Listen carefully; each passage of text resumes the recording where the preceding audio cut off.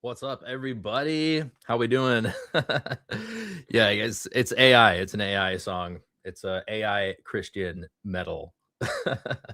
It's fun because it's like you just kind of get whatever you need out of it. And yes, I would prefer to just get my own band and just do it myself or another band, but it's so tricky with like all of the laws out there, right? So all of the laws, as they say. So we have a special guest tonight who is not with us yet, but he'll be joining us in a moment here. But before that happens, I wanted to go over the freaking drama on Twitter that was happening. It's just crazy, dude.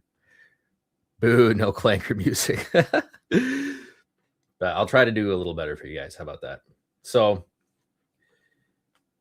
here's what I posted. So we have the debate, whatever. Tonight at 7, we will put a definitive end to papal minimalism. Like your typical, like normal trash talk. This is kind of what you sign up for in a debate, right? This should not hurt anybody's feelings. This might have hurt Elijah's feelings, but I don't think it should have. I think if this hurts your feelings, everybody knows that after debates, clips are going to go around, and you sign up for that when you sign up to do the debate, dude. That's part of signing up to do the debate, right? So let me ask you this, actually. What is the Pope obligated to do to issue an infallible statement? What is he obligated? What is he obligated to do? In a juridical sense, he is not obligated to do anything. Okay, thank you. So do we see that in the First Millennium Church? Yes. Where? Show me. Okay, which is like, dude, that's the prompt of the debate. Where is that teaching, the Vatican I teaching? Where is that in the First Millennium Church? That's the debate. And there are 3 parts to it. There are 3 teachings, right? The jurisdictional, it's actually, now that I really think about it, it's a huge burden for Elijah to show all 3 of them. And we talked about this before and after that. We were like, dude, this topic was like far too broad for one debate. But he has to show universal jurisdiction. He has to show that they're not subject to review. And he has to show papal infallibility, that these doctrines existed in the first millennium, that they are there. So where are they? And what does he say? Actually, let me rephrase that. We don't see that in the first millennium or the second millennium church. Vatican, so you don't... Gobsmacked. I didn't even know what to do with that. I should have just been like, dude, that's kind of done. Then I win the debate. But I just didn't expect him to give it up just like that. I think he was trying to have like a spin on it, I guess. I don't know. And then I reposted this from Ben Luigi, which was like my closing, which was just a call for people to come see the church, right? Yep. Like, look, the papacy has changed so much in history. You have an Orthodox papacy. You have the Gregorian reforms. They literally call it a reformation. Their church changed. You have the Tridentine reforms, the Counter-Reformation. Their church changed again. And then you have the making of the Ultramontane church, as O'Malley says. Their church changed again. There's one church that hasn't changed, and that's the Holy Orthodox Church. So I would encourage everybody to check out your local parish. Come and see the Divine Liturgy. Notice, have I said anything about Elijah here at all? I haven't said a single word about him. Haven't said a single word about Elijah here. And what do I see him posting? Substance versus rhetoric. Those are my thoughts on the debate. I came with substance. He came with rhetoric. Lateran 649 proves papal infallibility and universal jurisdiction as a minimalist or a maximalist. Well, so this thing is not that unique anymore then, huh? There's nothing that refuted that. He doesn't realize he has to prove his case. It's not my job. We're not starting assuming that he is right, and then it's my job to disprove him. This shows like this is an IQ gap issue, dude. I literally think this is a comprehension issue. I don't think he understands the issues. So I did not like this. So I just like tongue in cheek, right? Like this is still kind of lighthearted. Still waiting. He never said anything about this Augustine quote, which I guess we'll get into in the live reaction.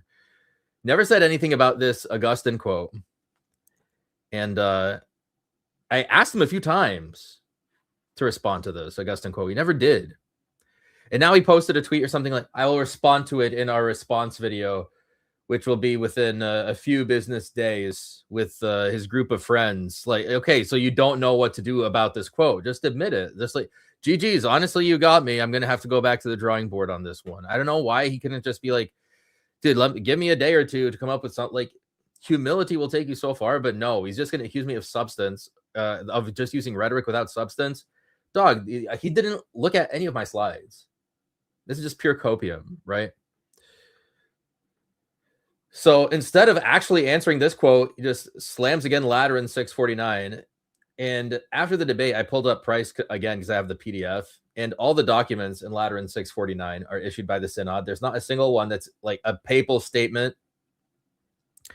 And I said, where is this? Because this is what he has to show, right? That the Pope can speak infallibly without the agreement or permission of the College of Bishops. That's the Vatican I teaching.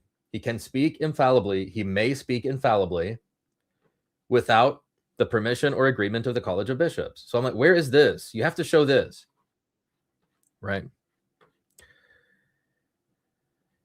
And it's just like devolved into a really bad, a really stupid back and forth. But we have a special guest. Our special guest has arrived. Father, you. I am well. I got to admit, I'm a little bit starstruck right now. This is the one day I scheduled something after Vespers, so of course I had a Titanic communion line, or a confession line. Of course, yes. But people getting their sins forgiven is good. So yes, very good. We've just been touching on the developments on Twitter post debate here, and I guess before we get back to that, what were your impressions overall on the debate? Well, let's see. There's several ways to attack this. I'm sure there were things that I could have delivered better on in hindsight. You know, it was not a perfect performance for me. Nothing's but ever I don't perfect. think I totally dropped the ball. Well, no. Well, so and how do you want to talk about it? I mean, if you want to talk about it in terms of like debate scoring. Well, let's do a like you general objectively impression. Sure, yeah, and then a few reasons on each side. Like you objectively won. I mean, it's not a subjective thing. Debate scoring wise, right? Because I mean, the first thing right off the bat is like he didn't meet his burden. Right, the burden was on him. That's one thing I mentioned in these comments here. I can actually go back to that a little bit here. Like he had to demonstrate. Exactly. So here he's saying substance versus rhetoric. He's accusing me of rhetoric without substance. He says, those are my thoughts on the debate. I came with substance. He came with rhetoric. Lateran 649, apparently, proves papal infallibility and universal jurisdiction as a minimalist or a maximalist. And there's nothing that refuted that. The debate was satisfied. Wait, so we're just going in, assuming his position, and I have to disprove it? Right. And I was just telling the chat that I think that at this point, I just see like a comprehension issue, like a basic comprehension issue on his side. Yeah. Well, and people don't know how to score debates, right? That too. Like, you know, I agree with him, and he didn't literally have a stroke and die in the middle. So he won. You know, like you know, but the other big problem, and I tried briefly to say this in the chat before I realized the debate chat was not a place where any worthwhile conversation would take place. So again, technical debate scoring, right? All of his points, all of his data, everything has to be laid out in his opening statement. Right? The only way you're allowed to introduce more stuff is if during the rebuttal, if he had to introduce something new to rebut a point you made, right? Right. Like that's the only way you're allowed to introduce new stuff. So he literally lost as soon as he finished his opening statement. Right. Because not only did he not make his case, but secondly, and more importantly, what I tried to point out is his whole argument was a Mott and Bailey. Yes. Yeah, that's right? True. And I know most people that debate chat don't know what that means. Yeah, can you explain that for the viewers?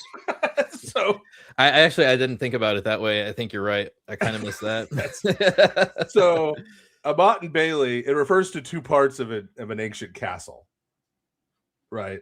One of which was fortified. The Bailey was actually fortified and more defensible, or the Mott was fortified and more defensible than the Bailey.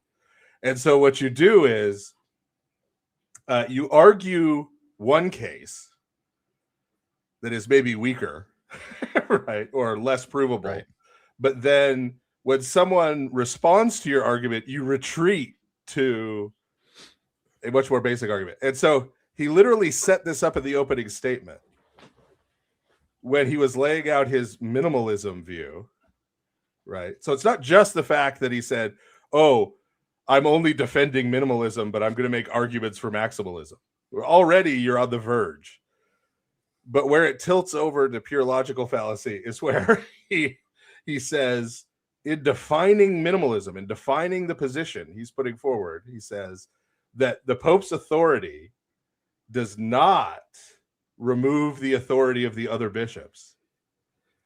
And then twice in his opening statement, first about St. Cyril of Alexandria, he said that he was operating on authority delegated to him by the Pope. Right. And then in his third example, where did his authority go? Authority delegated, right. So he literally, quite literally, right, argued for a position less defensible than the one he claimed to be taking. And then, of course, when you went after any of his arguments, I'm just minimalism. Just retreated to the minimalism, yeah. I'm just saying he's infallible when he says what everyone else is saying. I'm infallible when I say what everyone else is saying. Yeah. Yeah. Always said, I'm infallible. That's right. So I guess I want to address some of the claims of me lacking substance and being a purely rhetorical genius, which they're giving me a little too much credit. Give me a little too much credit, I think. But so I started off, my idea was when I was thinking about the debate prompt, right? So the Vatican I papacy, do we see that in the first 1,000 years? I was like, well, what does that entail, right? There's a lot of development to the papacy, as you know, Father, obviously, that that happened between 1000 and 1870. And well, let me say something here. Let me say something here. And this is maybe in the constructive criticism coaching thing. Mm-hmm. Using the term papacy during the first 1,000 years of the church is anachronistic. Yeah, that's true. The term papacy was coined in the 11th century. Before that, the Pope of Rome was top ranking, or however you want to describe it, member of the episcopacy. Right. But there was not a separate office of the papacy. Right. Defined in any way. So as soon as you start talking about the papacy in the first 1,000 years, you've already kind of given them a little kernel. That's an excellent point. Shifted the argument from, is this a thing that existed in the first 1,000 years, to what were the powers of this thing in the first 1,000 years, right? Yeah, even like from a linguistic point of view, that's right.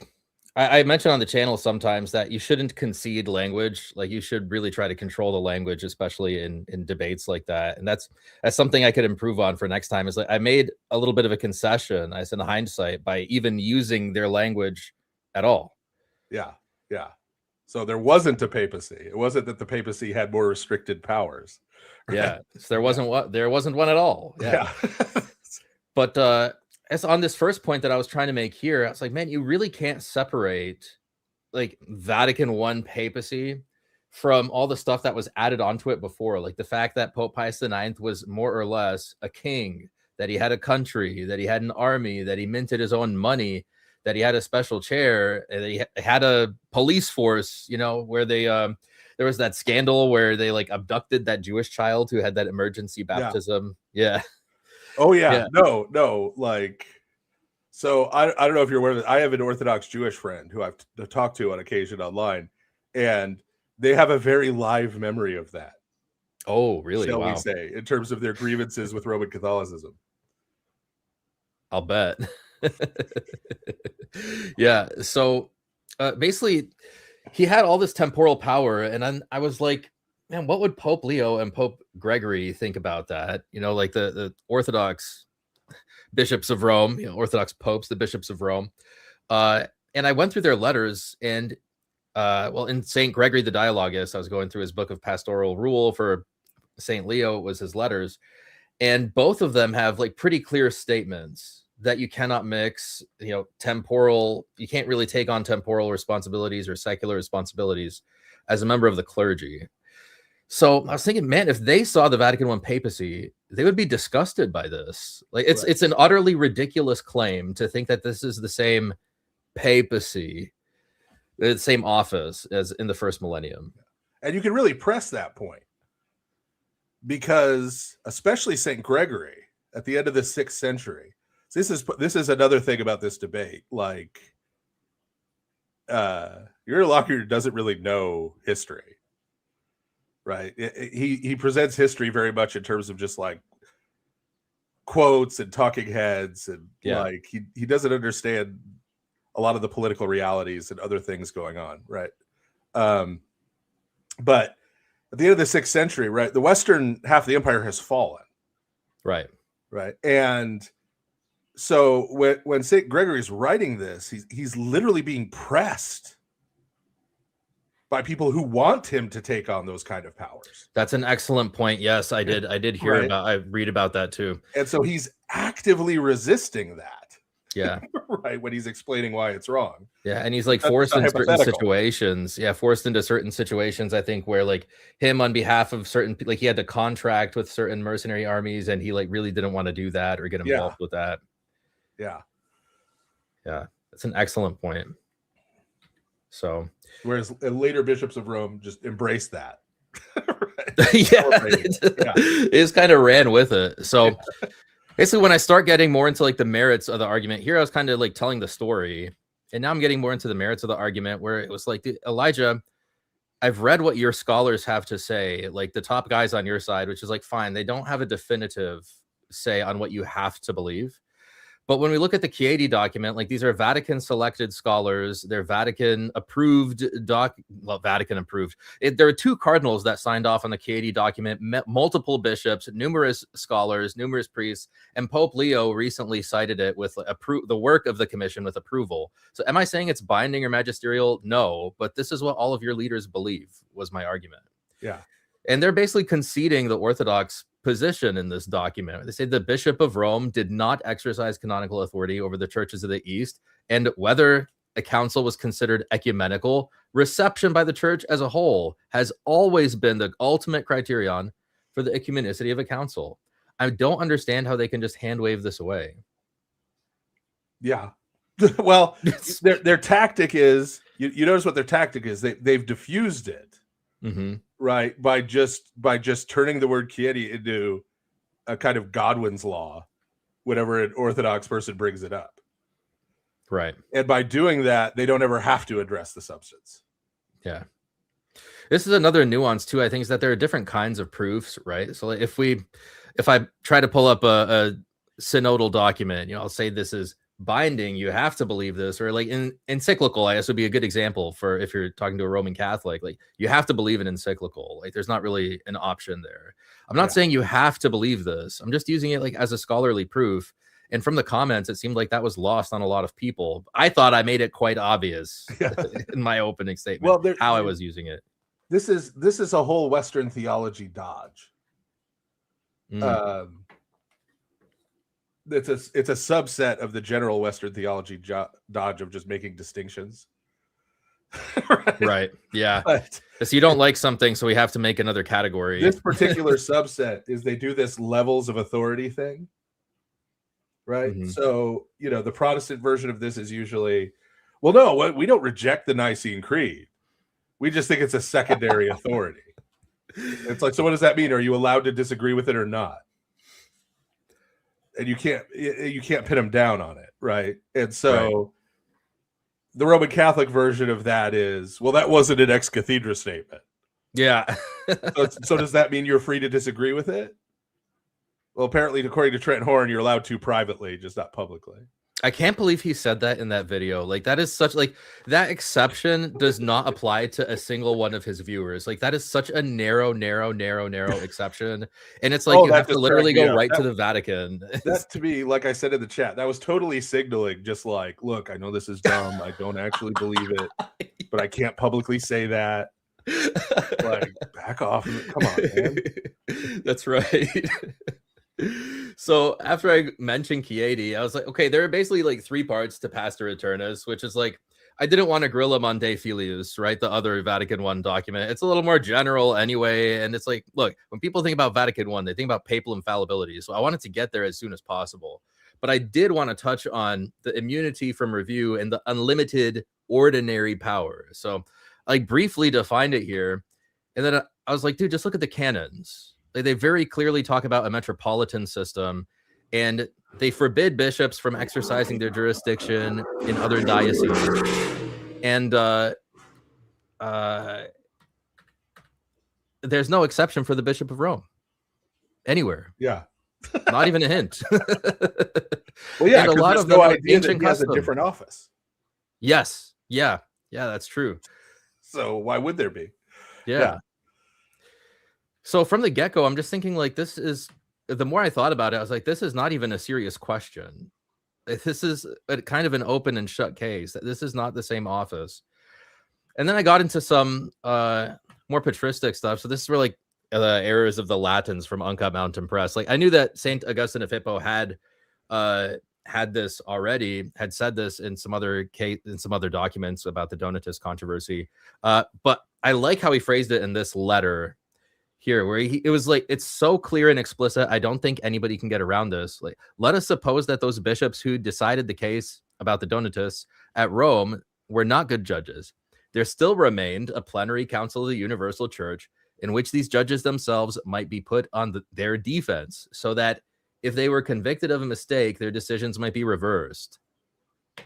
Yeah. He never addressed this once, and I asked him multiple times, like, what do you have to say about this? Yeah, he turned into Usain Bolt all of a sudden. He's running so fast, you have no idea where he is. It's really hard for a Roman Catholic to say that St. Augustine was wrong. Yeah, like that's a tough road to hoe. But you can see St. Augustine doing this in his life. Like when he was trying to get Pelagius condemned as a heretic, the first time he got him put on trial was Pelagius happened to be in Jerusalem.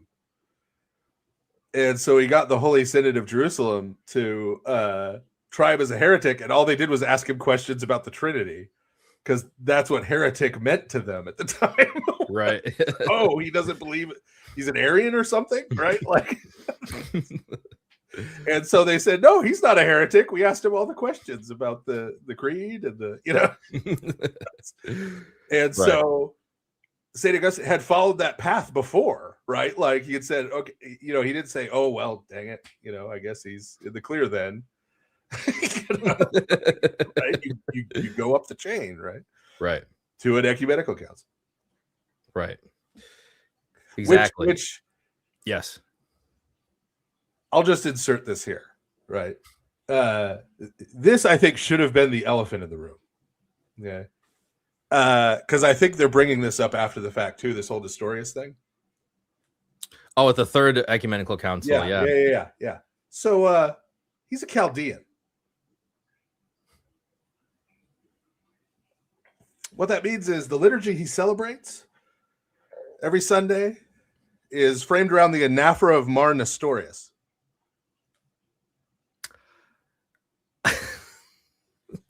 The Chaldean Church considers Nestorius to be a falsely condemned martyr. Oh my goodness.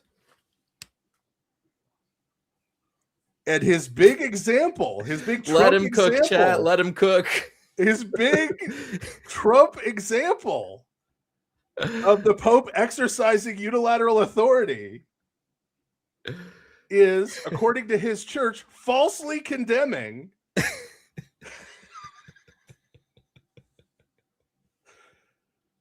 Nestorius, whose liturgy he celebrates. That's pretty crazy. That's the world we're in. And let me add a little cherry on top of that. When you were sitting there saying to you, we're the monothelites outside the church, right? And they set up a he celebrates the liturgy of Nestorius. Yes. Do you know what that parallel monothelite hierarchy was called?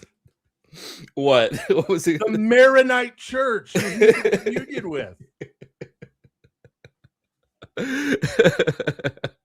Every every heretic he called out in that debate, he is in communion with. Oh my goodness. Father, you must have been sitting there watching the debate, like pulling out your beard, like, Alex, there's so much low-hanging fruit.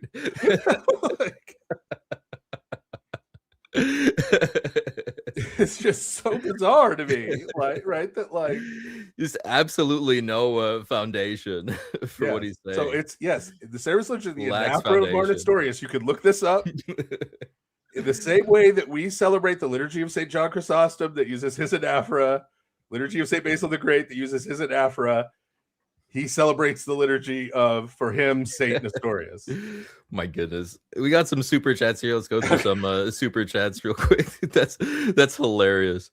So, Contemporary Compendium with 5 gifted. Thank you, Compendium. Appreciate you. Nixie. Good job on the debate, Alex. Roman Catholics lost their minds on X. They did. They lost it, man. Just shows how bad Yasi lost. Well, he could have lost a lot worse, but I'm glad I didn't totally drop the ball. I did something, right?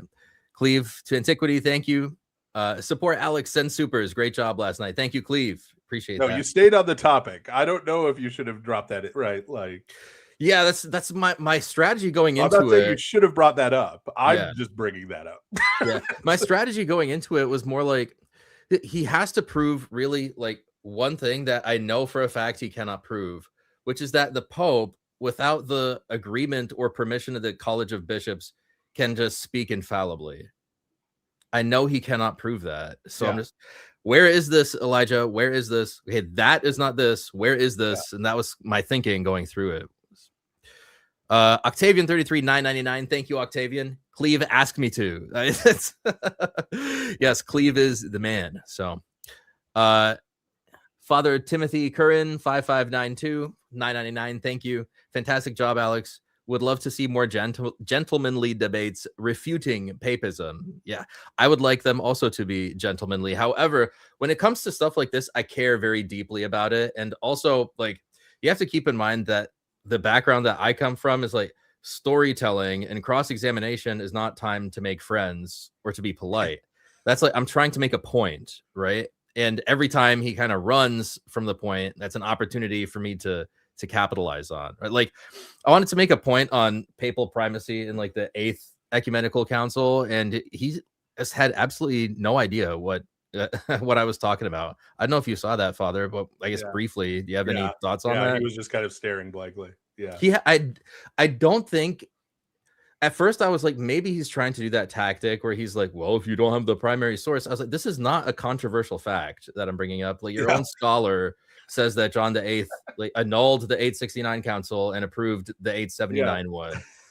It's like pretty damning. When I was reading Dvornik's work on that, I was like shocked at the concessions that he made. He said that the canonists in the 11th century misrepresented the standing of those councils, which they lied. Yeah. That's, I got a negative review of you on my St. Paul book because the person said I didn't footnote the dates. How do you footnote it? Like the Battle of Actium in 31 BC, according to world history? Like, these are uncontroversial facts. Like, people, like, there, some things don't need citations. Like, they're just, everybody agrees on these things, right? Like, that happened. You know. Cool dude with $5. Thank you, cool dude. Soren with Soren, and the Cleveland shall commence. Good job on the debate. Thank you. Father Timothy again, $5. Thank you very much. As I pointed out elsewhere, Catholics will tolerate heresy, but not schism. Orthodox will tolerate schism, but not heresy. What are your thoughts on that comment, Father?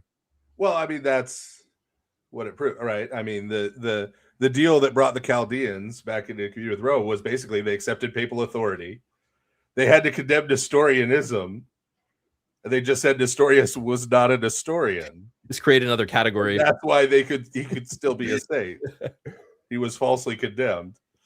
That was one thing I thought might come up in the debate, because one thing O'Malley talks about in his work, and I'd encourage everybody, if you want to learn about like the Vatican I Council, I don't know if there's like an Orthodox source on it, But the concessions that O'Malley makes in there also are like pretty crazy. Like he says the papal encyclical as we know it today is an innovation. Like it's unknown prior to Vatican I, the power that the papal encyclical has today. Yeah.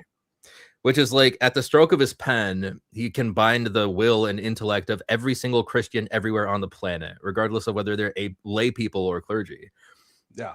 And I heard him once say in a video, well, that doesn't apply to the Eastern Catholic churches. And I was like, technically it does, but you know why there are some caveats on it is because a papal encyclical put caveats on how the papal encyclicals apply. Also, the entire Eastern Catholic Church Code of Canon Law was promulgated by an apostolic constitution by Pope John Paul II. He wrote their code of canon law. Yeah. Like there's also a difference between what he can and can't do and what he has so far said he won't do. Yeah. The shoulds and woulds. Those and are coulds and musts. Yeah. It's like should versus must. That's he confuses those categories all the time. Yeah.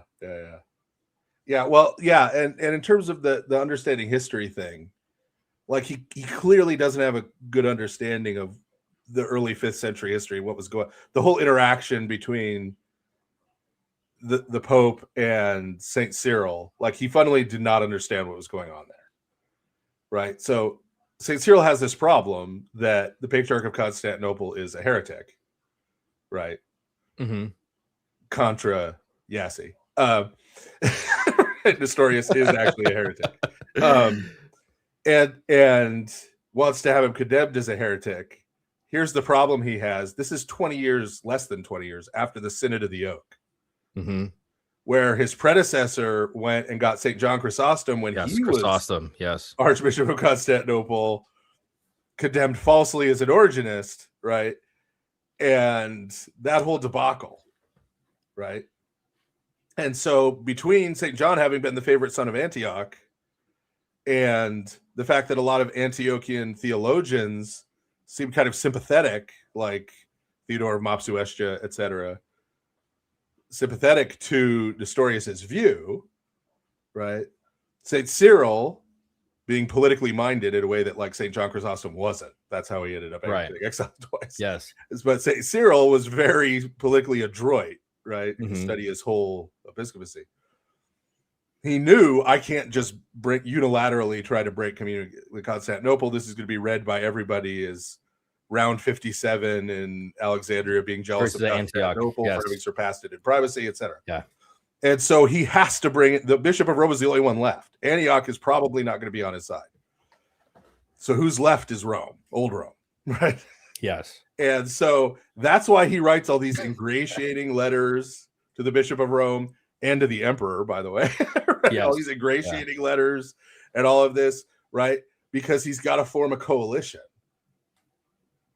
right? In order to condemn Nestorius. That's why he has to keep touching base with the Bishop of Rome, making clear he's never acting unilaterally. It's not because he was unable to act unilaterally. It's that in the specific political situation, he couldn't publicly be seen to act unilaterally. Yeah.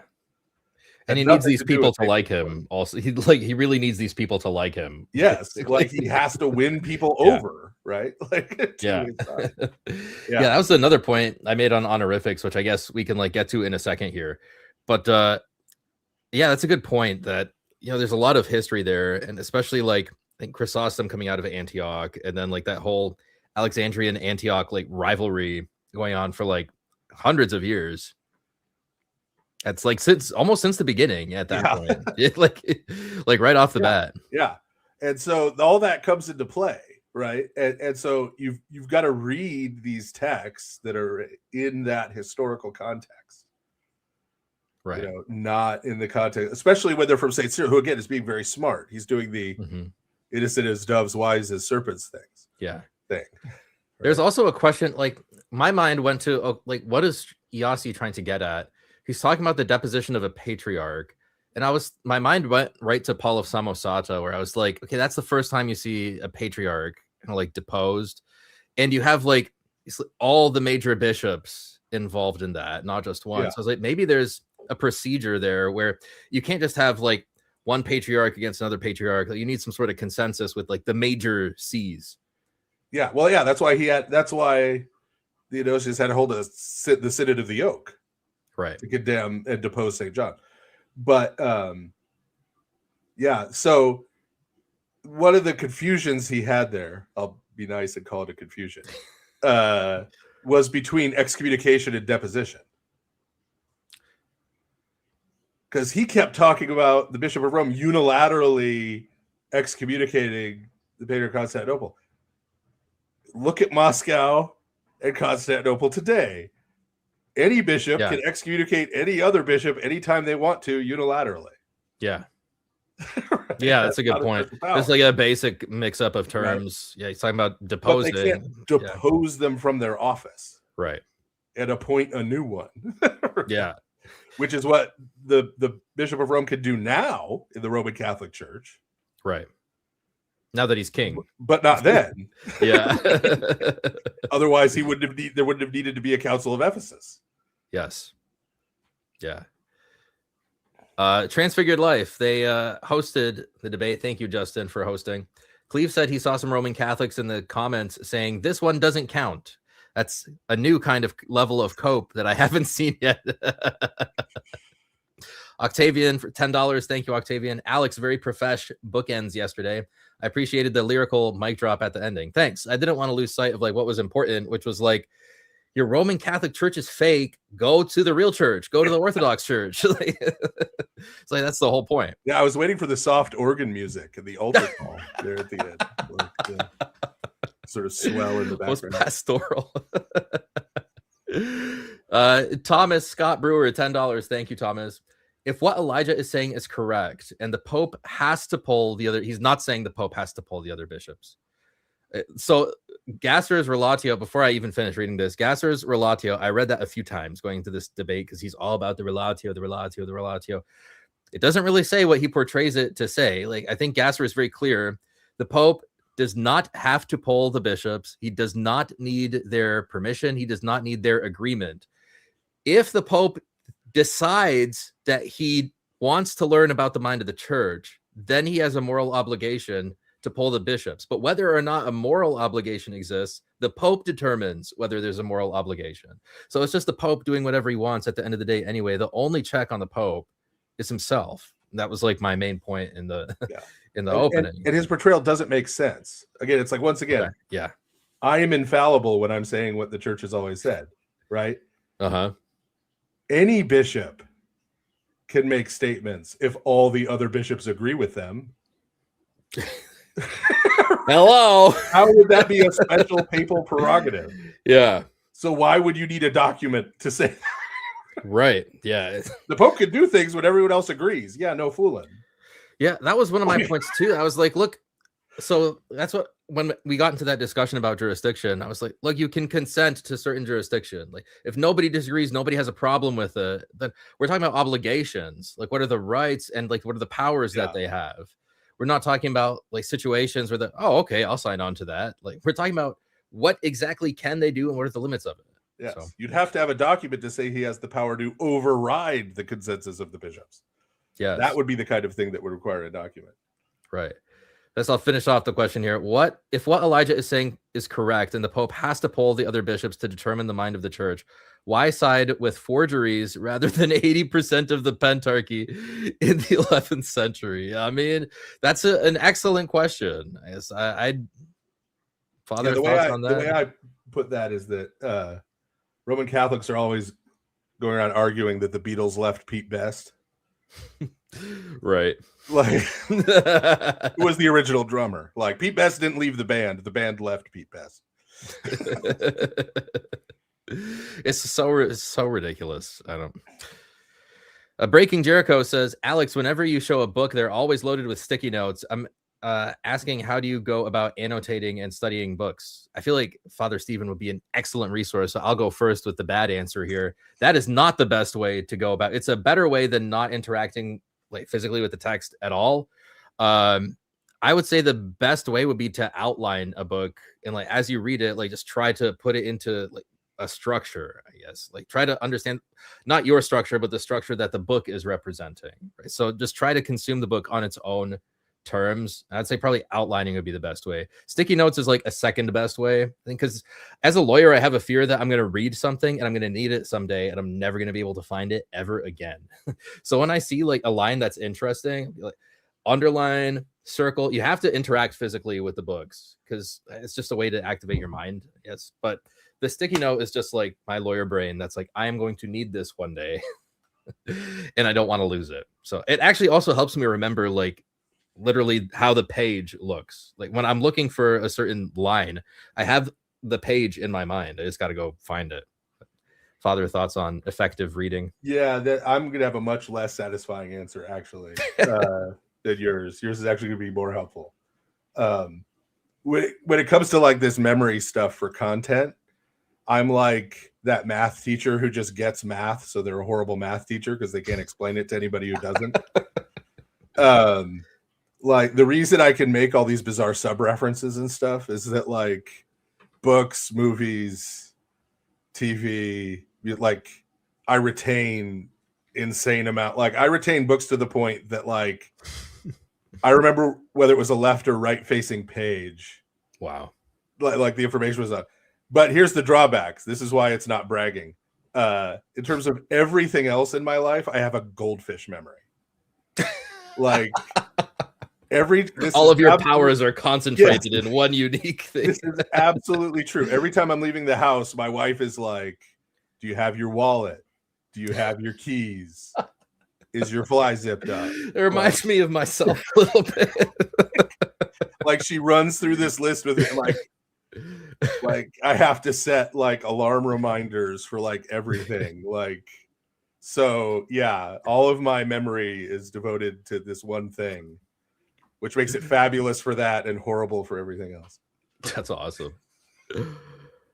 Let Ed be Ed sent a super chat to Father Damick on a different channel asking who would win in an escape from New York spiked baseball battle, you or him. He had never seen the movies. How could you let that happen?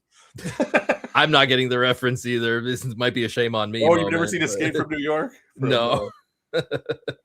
One of the two great classics made by Kurt Russell and John Carpenter, the other one being Big Trouble in Little China, which has aged poorly in terms of racial politics, but it's still an amazing movie. Yeah, no, I would clearly destroy him because not only has he not seen that movie, I'm dubious as to whether he's ever been in a fight. Yeah, like a physical big fight. question mark. Like I'm sure I put my money on Father Stephen. I'm sure my money on Father Stephen. Yeah. Words. Orthodox Wario, $5. Thank you, Wario. Catholics feel free to completely unmoor themselves from their church's teaching. Yasi is completely at odds with his own theology, as you showed. Thank you. I think that stuck out to me when I was preparing for the debate because I was reading O'Malley, I was reading Klaus Schatz, and I was reading Gasser, and I was like, man, the way Yasi describes it is like really on the brink of like the permissible range of interpretations you can take of this text. And it's like sometimes it's impermissible. It's just like it's not what the text says sometimes, because I think he's trying to cushion like soften the impact of Vatican One. But yeah, every single Vatican One expert says that was a change. Like Roman Catholic apologetics in the social media space, I have learned is completely fake. Like it has nothing to do with the actual scholarship and literature. It's like all delulu. I mean, what do you think about that, Father? Well, no, that's absolutely true. No, that's like somebody asked me. It may have been in your chat. It was in a chat recently. If when I was getting ready to join the Orthodox Church, if I ever seriously considered Roman Catholicism. And so the reality, I learned this, oh man, I'm old, more than 30 years ago. I went, the first grad school I did was at the University of Dallas, which is a really conservative, like great books type Roman Catholic school. I was doing a master's in philosophy, and like half of the faculty were Cistercian monks, and the other half were Hegelians. So that gives you, there's the Roman Catholic Church right there, theologically and philosophically. And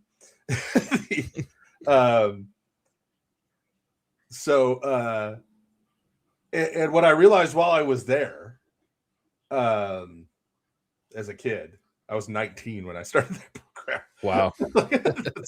But what I quickly realized as a kid is that the church they were always talking to me about, especially the Cistercian monks, who were the ones I cared about, right? Who were the ones I took seriously, as Thomas and stuff, didn't exist in the real world. Like my local Roman Catholic parish was not a parish of that church.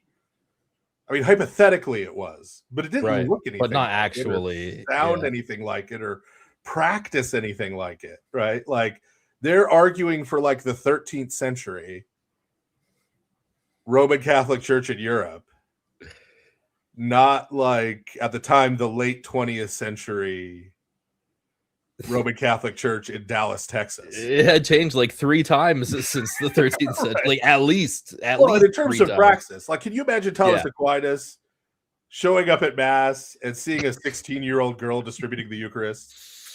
Absolutely not. Let's be honest about this, right? Yeah. Like, come on. Right? Yeah, there's like, that's what a part that I try to convey in my opening too. That's like, just look at it. That's all you need to do. Like, just look at it. It's not the same church. Yes. And all of these Roman Catholic apologists online all go to Eastern Rite churches. Yeah. They're trying to be as close to us without being us. They're not going to Novus Ordo churches. Yeah. Right? Like, but that's the church that hypothetically they're telling people they should go join. Right. Right. And so there's just this massive disconnect. Right. Massive disconnect. And so what I would want to see if I was going to take a Roman Catholic person in a debate like this debate, we'll take this topic. I think I said this last night. I would want them to be arguing, hey, this is a legitimate Holy Spirit-led development. That would be the strongest position, I think, for them to take. Yeah. That's what I would want to. And I think someone could construct, I mean, it wouldn't convince me, but something more reasonable and more defensible. There, right? Yeah. There's something there, right? Yeah. I think that's the approach guys like Joe Heschmeyer take, where they say, like, it was a seed and then it turned into a tree. Right. You do a lot of changes. Right. You do the Newman thing. Yeah. Right? Like, I would bet money that Yasi doesn't know anything about the whole nationalist ultramontanist controversy in the 18th and 19th centuries. Yeah, because when I said it, he had nothing to say about O'Malley, and that's mostly what O'Malley talks about. And when you alluded to that, I could tell he just didn't know what that was about. And this is, this is history even Roman Catholics apparently don't know about, I guess. But this was a huge movement with the rise of nation states. Mm-hmm. And this even it has an interesting American version. But so with the rise of nation states and nation states wanting to be independent, including the Roman Catholic ones. So you have, the Northern Europe, they all have their official state Protestantisms. Right. Yes. Well, the Catholic countries were wanting a little more independence from the Bishop of Rome and the Papal States, right? This kind of thing. And so the nationalist movement was that there would be a kind of national primacy. Like the Bishop of Paris would have a kind of primacy over the church in France. The bishop, right? Sounds a little orthodox. That's the direction, right? Right. Now they were still giving the papacy more than we would, right? Even in that model, right? Yeah. But moving in that direction, and the U.S. So the U.S. was especially critical because there was this massive anti-Catholic streak. Yes. All through culture in the United States. And part of that, people weren't around. I wasn't even alive when Kennedy was getting elected, but him being a Roman Catholic was a big deal. And Al Smith, a generation before that, when he ran for president, that's why he lost, is because he was Catholic. And so he would be beholden to the Pope, right? Right. But so in the U.S. in the early 19th century, there was this big push to make the Bishop of Baltimore, right? Yeah, well, the Baltimore Catechism was a huge diocese, Right. very powerful. Yeah, Right. To make the Bishop of Baltimore sort of the primate of the Roman America. Catholic Church in the U.S. Wow. And thereby they could say, hey, well, no, this is, we're kind of administering our own affairs. Mm-hmm. Right. And but that, of course, the Ultramontanist party, consisting of the actual Bishop of Rome and his supporters, right, even that leeway was too much leeway to give to those regional primates. But interestingly, after the Chinese Revolution, in order for Roman Catholicism to continue to function in China, the Pope had to accept that deal. So Roman Catholic bishops in China are the only ones not elected by the Pope. Wow. It's done in China by the Chinese church, because in order to function as a church in China, you have to be completely contained within China. That's interesting. Is that the same for like the countryside versus like Shanghai? Well, you know, in the because I know countryside, there's like an Orthodox church over there right, somewhere, in right? the countryside, you get more of the house churches and stuff where, they're technically not official, but there's what's called the three self patriotic movement. One of the selves is self-governing, right? That is the official Protestant church there, right? And then the Pope had to sign off, right? Basically, like, allowing certain things. Otherwise, they were basically going to kill or expel all the Catholics, right? So, I mean, you can understand why the Pope would make that concession. Yeah. So we're going to kill him otherwise. Okay, I guess. So, but yeah. So that's the one place. But there was a move. The nationalist movement was to do that everywhere, essentially. And Vatican I was about, like you read, the triumph of the Ultramontanist party, right? Yes. That was it. That was the nail in the coffin of any idea.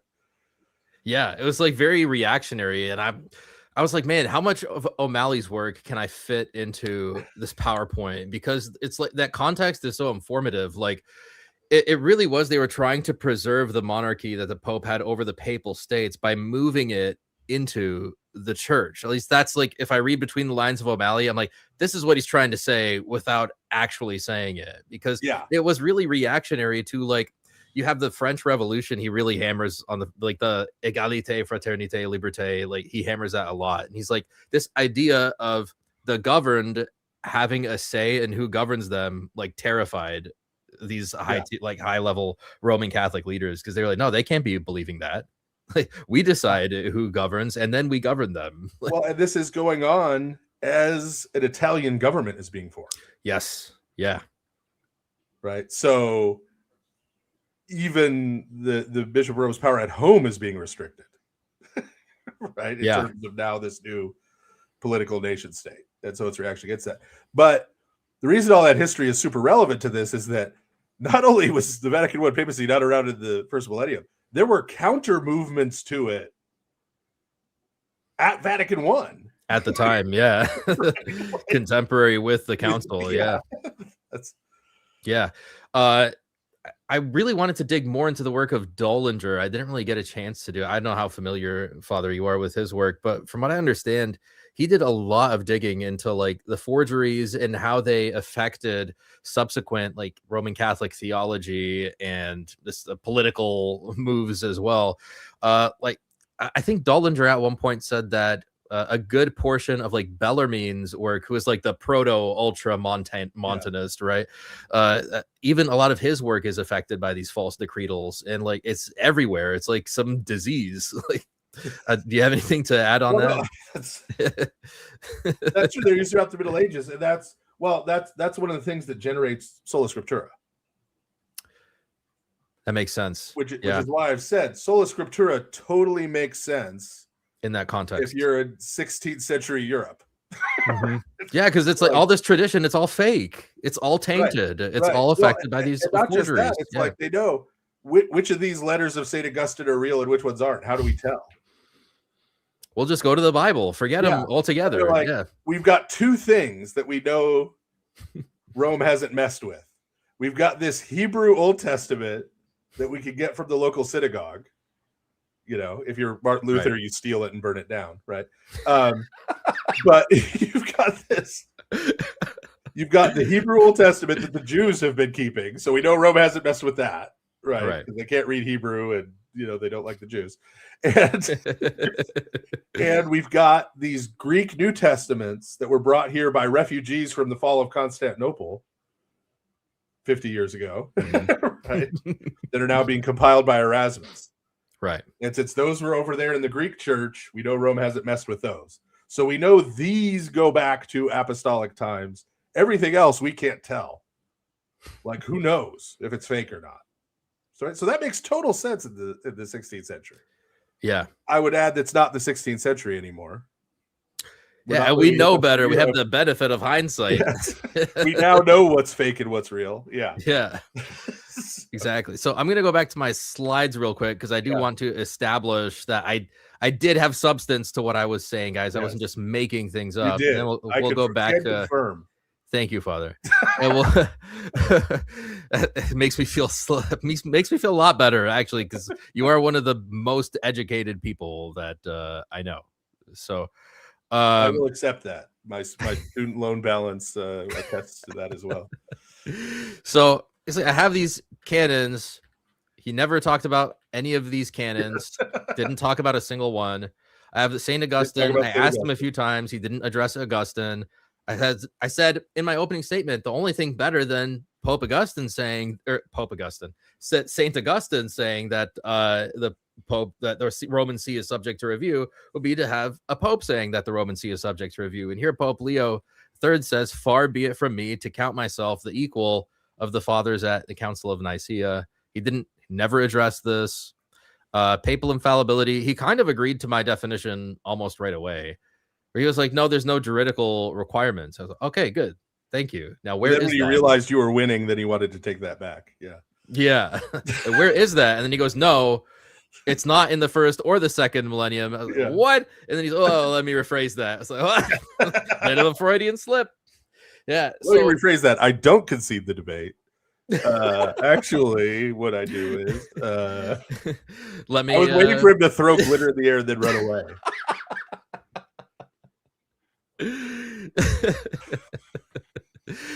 So basically, here's my case in chief. I just took some lines from Gasser's Relatio, and I was like, basically, the Pope, nothing stops the Pope from speaking infallibly except the Pope. And that is what he has to show me in the first millennium. Like this teaching right here. He has to show me this in the first millennium.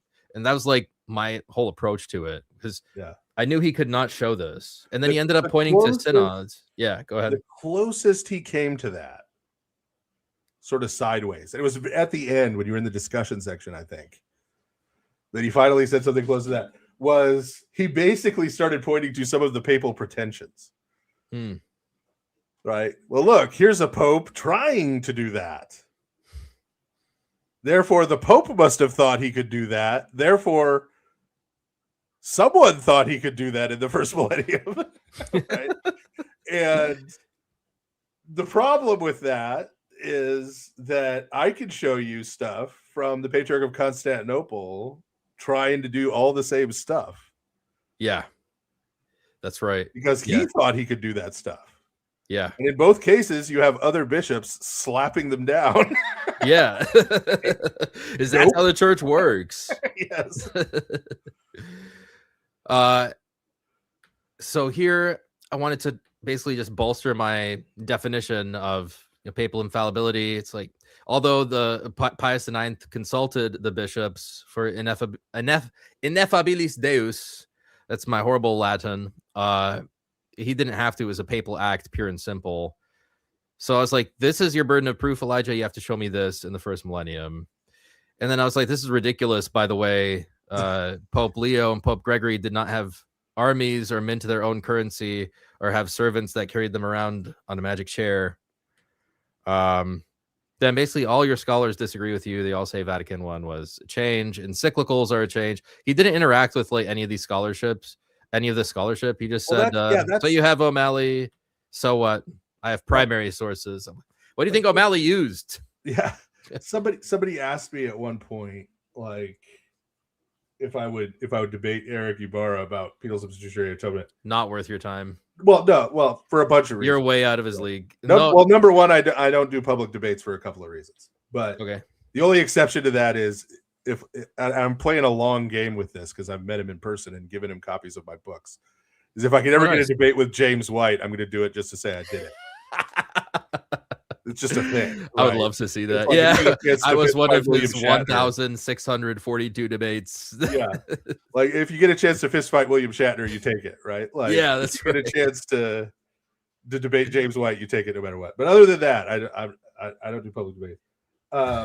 So there's that. But then other thing, even if I was going to do one, and my point here is that Eric Ibarra's position on what he calls penal substitutionary atonement, number one, shows he doesn't really understand the issue. But even more importantly for this than that, is not the position of the Roman Catholic Church.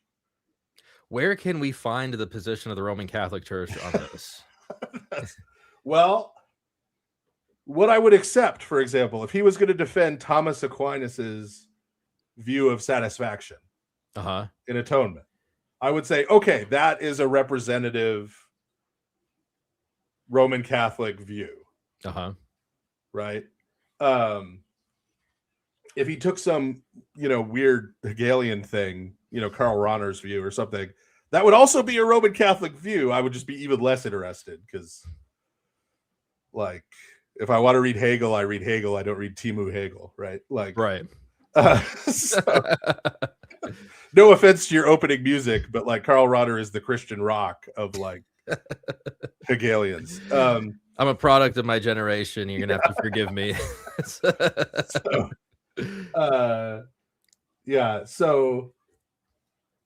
But his position is just this weird. It's Eric Ibarra's position. It's a Protestant methodology. Yeah, I think you faced that a little bit. That I don't know that the position you were interacting with was really the Roman Catholic position, which is why there's this disjunction between all of the Roman Catholic scholarly sources you were reading and your opponent's presentation, right? Yeah, it's like not within the range of views that you see in the Roman Catholic scholarship. Yeah. Yeah. This is why it's really hard to have a worthwhile debate with a Protestant. Right, because they can change on the fly. It's Holy Spirit's what it is now. Each one is a beautiful and unique snowflake, right? Like, yeah, that's right. Like when you're debating James White, you're not really debating Calvinism. You're debating James White. James Whiteism, yes. Because every other Calvinist in the world disagrees with him about three different things. Lot of things. They're not the same things. Yeah. Yeah. Did you see he debated an open theist at one point, and the whole debate ended up being basically about the philosophy of time. Yeah. And I thought that was like he was not prepared for that one. I thought that was a really interesting one to see. No, that's my favorite Richard Dawkins debate was when he debated Rowan Williams when he was the Archbishop of Canterbury. I did not see that one. Because Dawkins had nothing. Like Dawkins comes and gives his opening presentation about like how stupid Christianity is and how evolution is a fact. And clearly doesn't know who Rowan Williams shtick. is. Yeah. And so Rowan Williams just in the first like 2 minutes says, well, yeah, evolution's a fact. Nobody disagrees with that. And then starts talking about the structures of human consciousness and stuff. It's not prepared. And like Dawkins is just like had nothing. Lost. Yeah. It's totally gone. Yeah. It's not in the same conversation. Yeah. I wanted to briefly go over my rebuttal too, because I had a little bit more substance in there that he literally never responded to. More substance. Yeah. So I was like, Elijah, if I take the way you interpret these honorifics and apply them to other things, then we come up to basically absurd conclusions. So your methodology can't be right. So it's like, I guess the church in Philadelphia had divine institution, the church in Ephesus, which I think in our view, we could probably say all of them have divine institution. Yeah. Church in Smyrna is second to none in every good gift, which I was like, oh, I guess they forgot about the gift of infallibility in Rome. Ephesus is a particularly good example against him. Right. Because people don't realize if Ephesus had survived, if it hadn't been destroyed, it would be in the place Constantinople is now. Yeah, I can see It that. was Yeah. the major church center in the early centuries. Yeah. St. Paul was there. St. John was there. St. Mary Magdalene was there. The Theotokos was there for a period of time. Mhm. Like, that was the major church. Like, people from all over Western Europe made pilgrimages to Ephesus. Right? Like, this was the major hub. The liturgy we celebrate is the Ephesian liturgy. Oh, wow. That's what it's called in liturgical scholarship, the form of the liturgy we use, right? That's tight. I didn't know that. Because it's derived from what St. Paul set in place at Ephesus. Okay. Right. So Ephesus was this hugely prominent church, right? And then political and historical realities happened and it lost its prominence. Right. And in one sense, and this is overly simplified, but hey, it's a spicy take. The whole rise of the papacy is a cope with the fact that old Rome lost its prominence. I think that I also get that impression as well when I even like a cursory glance, I look at it and I'm like, they're upset about, you know, Canon 28 at Chalcedon, and they're like all grumpy pants about like, all the stuff that's happening, and everybody accepts like the Canon 28 at Chalcedon, like except Rome. Like, yeah. So like that honorific from Saint Ignatius at that time to Ephesus, very weighty. that one is substantive, Yeah. right? That's one of those ones that's not just hollow. Yeah, it's a real one. That Yeah. was a critically important church. Right. This one I think was a good indicator of the monoepiscopacy, that like there's no bishop above Saint Polycarp. Like his bishop is God the Father and the Lord Jesus Christ, which that's that language you see frequently, I think, in those early documents. I think Saint Basil's letters here are like very powerful because his wording is very strong about Antioch. Like he says, more vital to the churches of the world than the Church of Antioch. And I saw some Roman Catholics come and say, well, like, no, he's saying that Antioch is the closest, like in the region. It's like the leader in the region. I was like, huh, what if you apply that standard to all the honorifics of old Rome?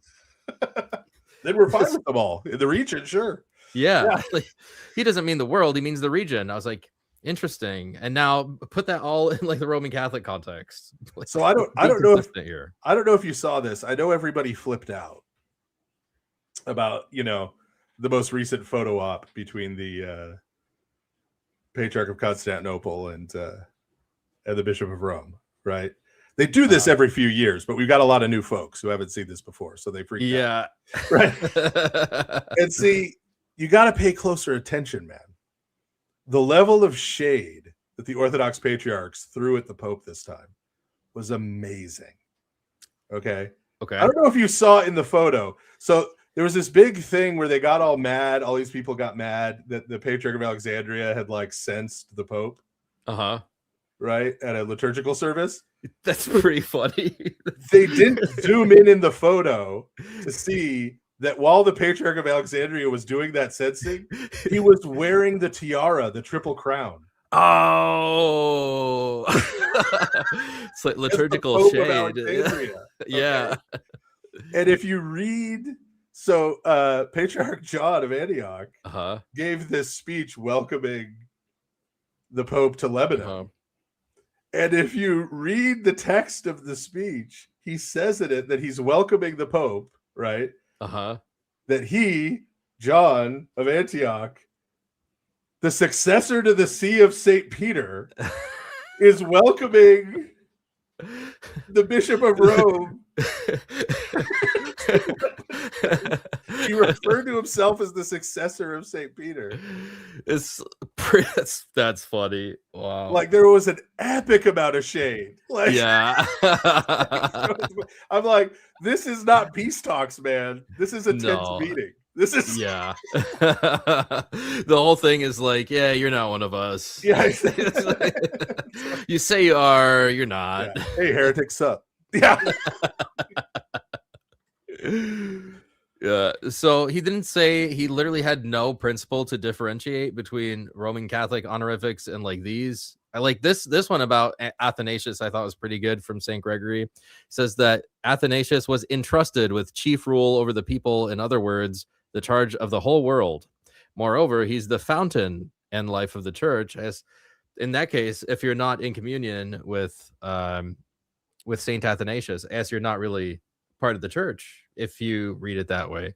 There was also a point I didn't make, but I kind of had in the back of my mind at some point that I thought might be relevant was, and Bo Branson talks about this in some of his work on the Trinity. I got this from one of his essays, where it was imperial law at one point to be in communion with St. Gregory of Nyssa, because if you're not, they just assumed you didn't have the proper view of the Trinity. Yeah. And I think it was interesting that it's St. Gregory of Nyssa, not the Bishop of Rome. Yeah.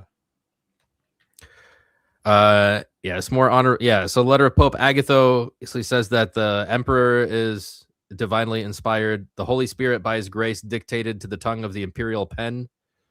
And the point is that like people just talked like this. I thought this was a pretty good one too. Pope Agatho there was mixing metaphors horribly. Yeah. The tongue of the pen. Like what? Yeah.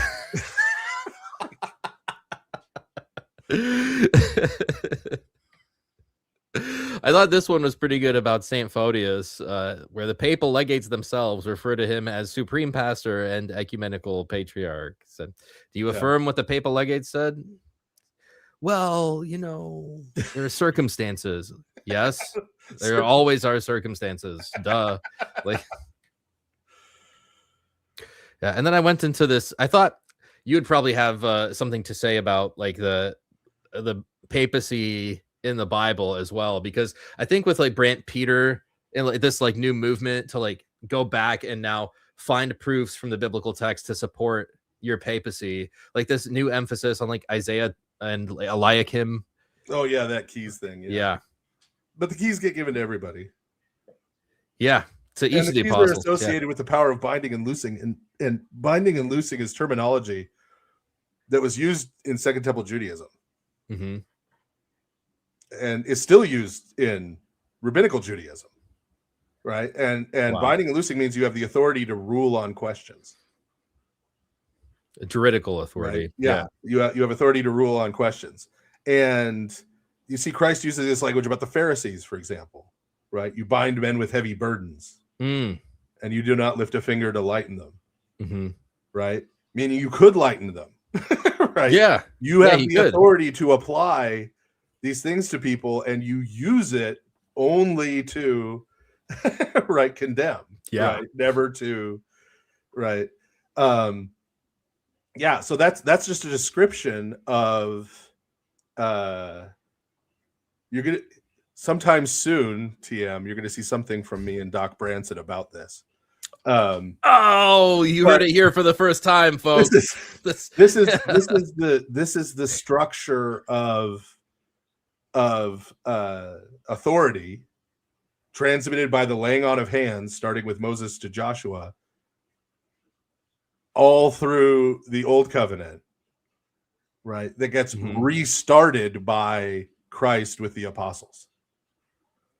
And so this is not an innovation in the New Testament.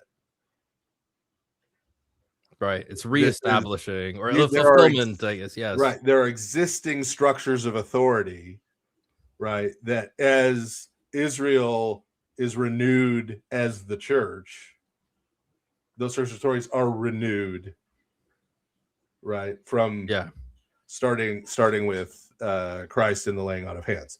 And so this is bad news for our Protestant friends.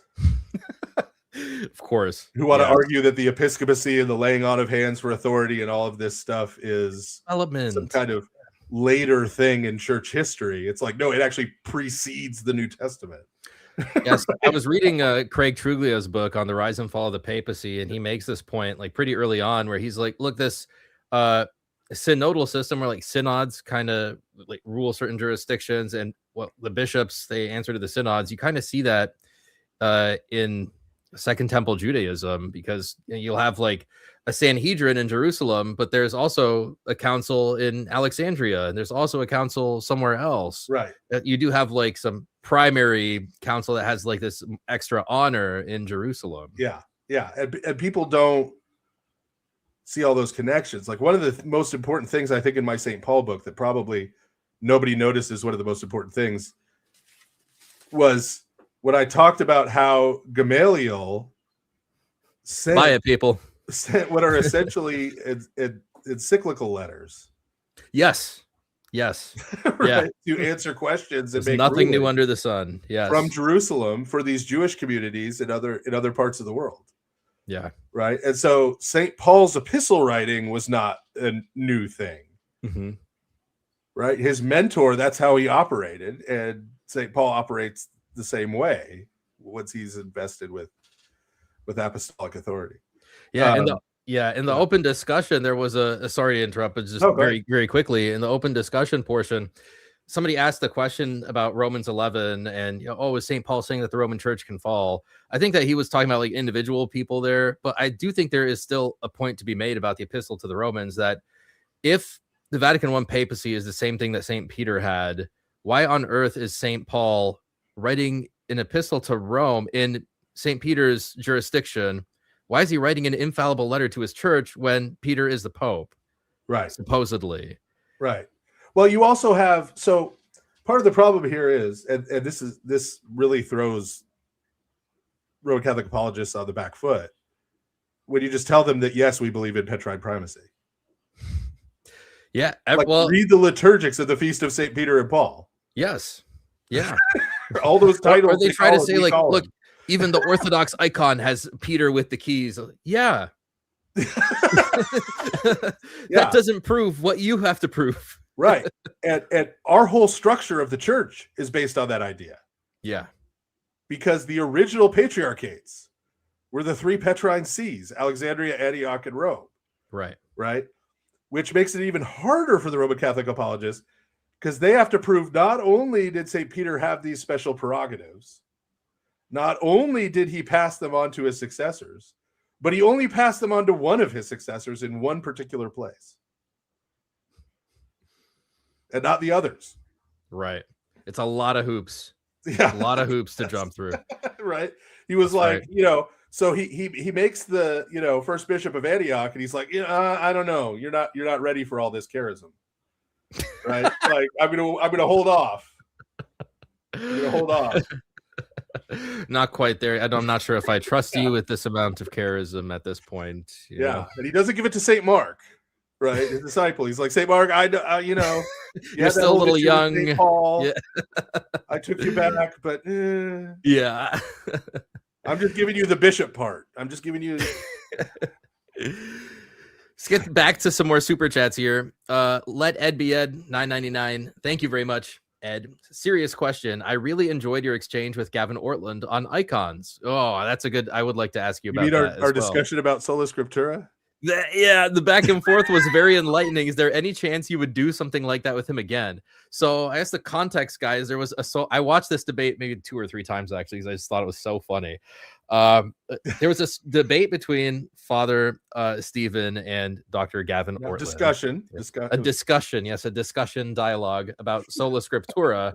And somehow this turned into a discussion on the Seventh Ecumenical Council and icons the entire time.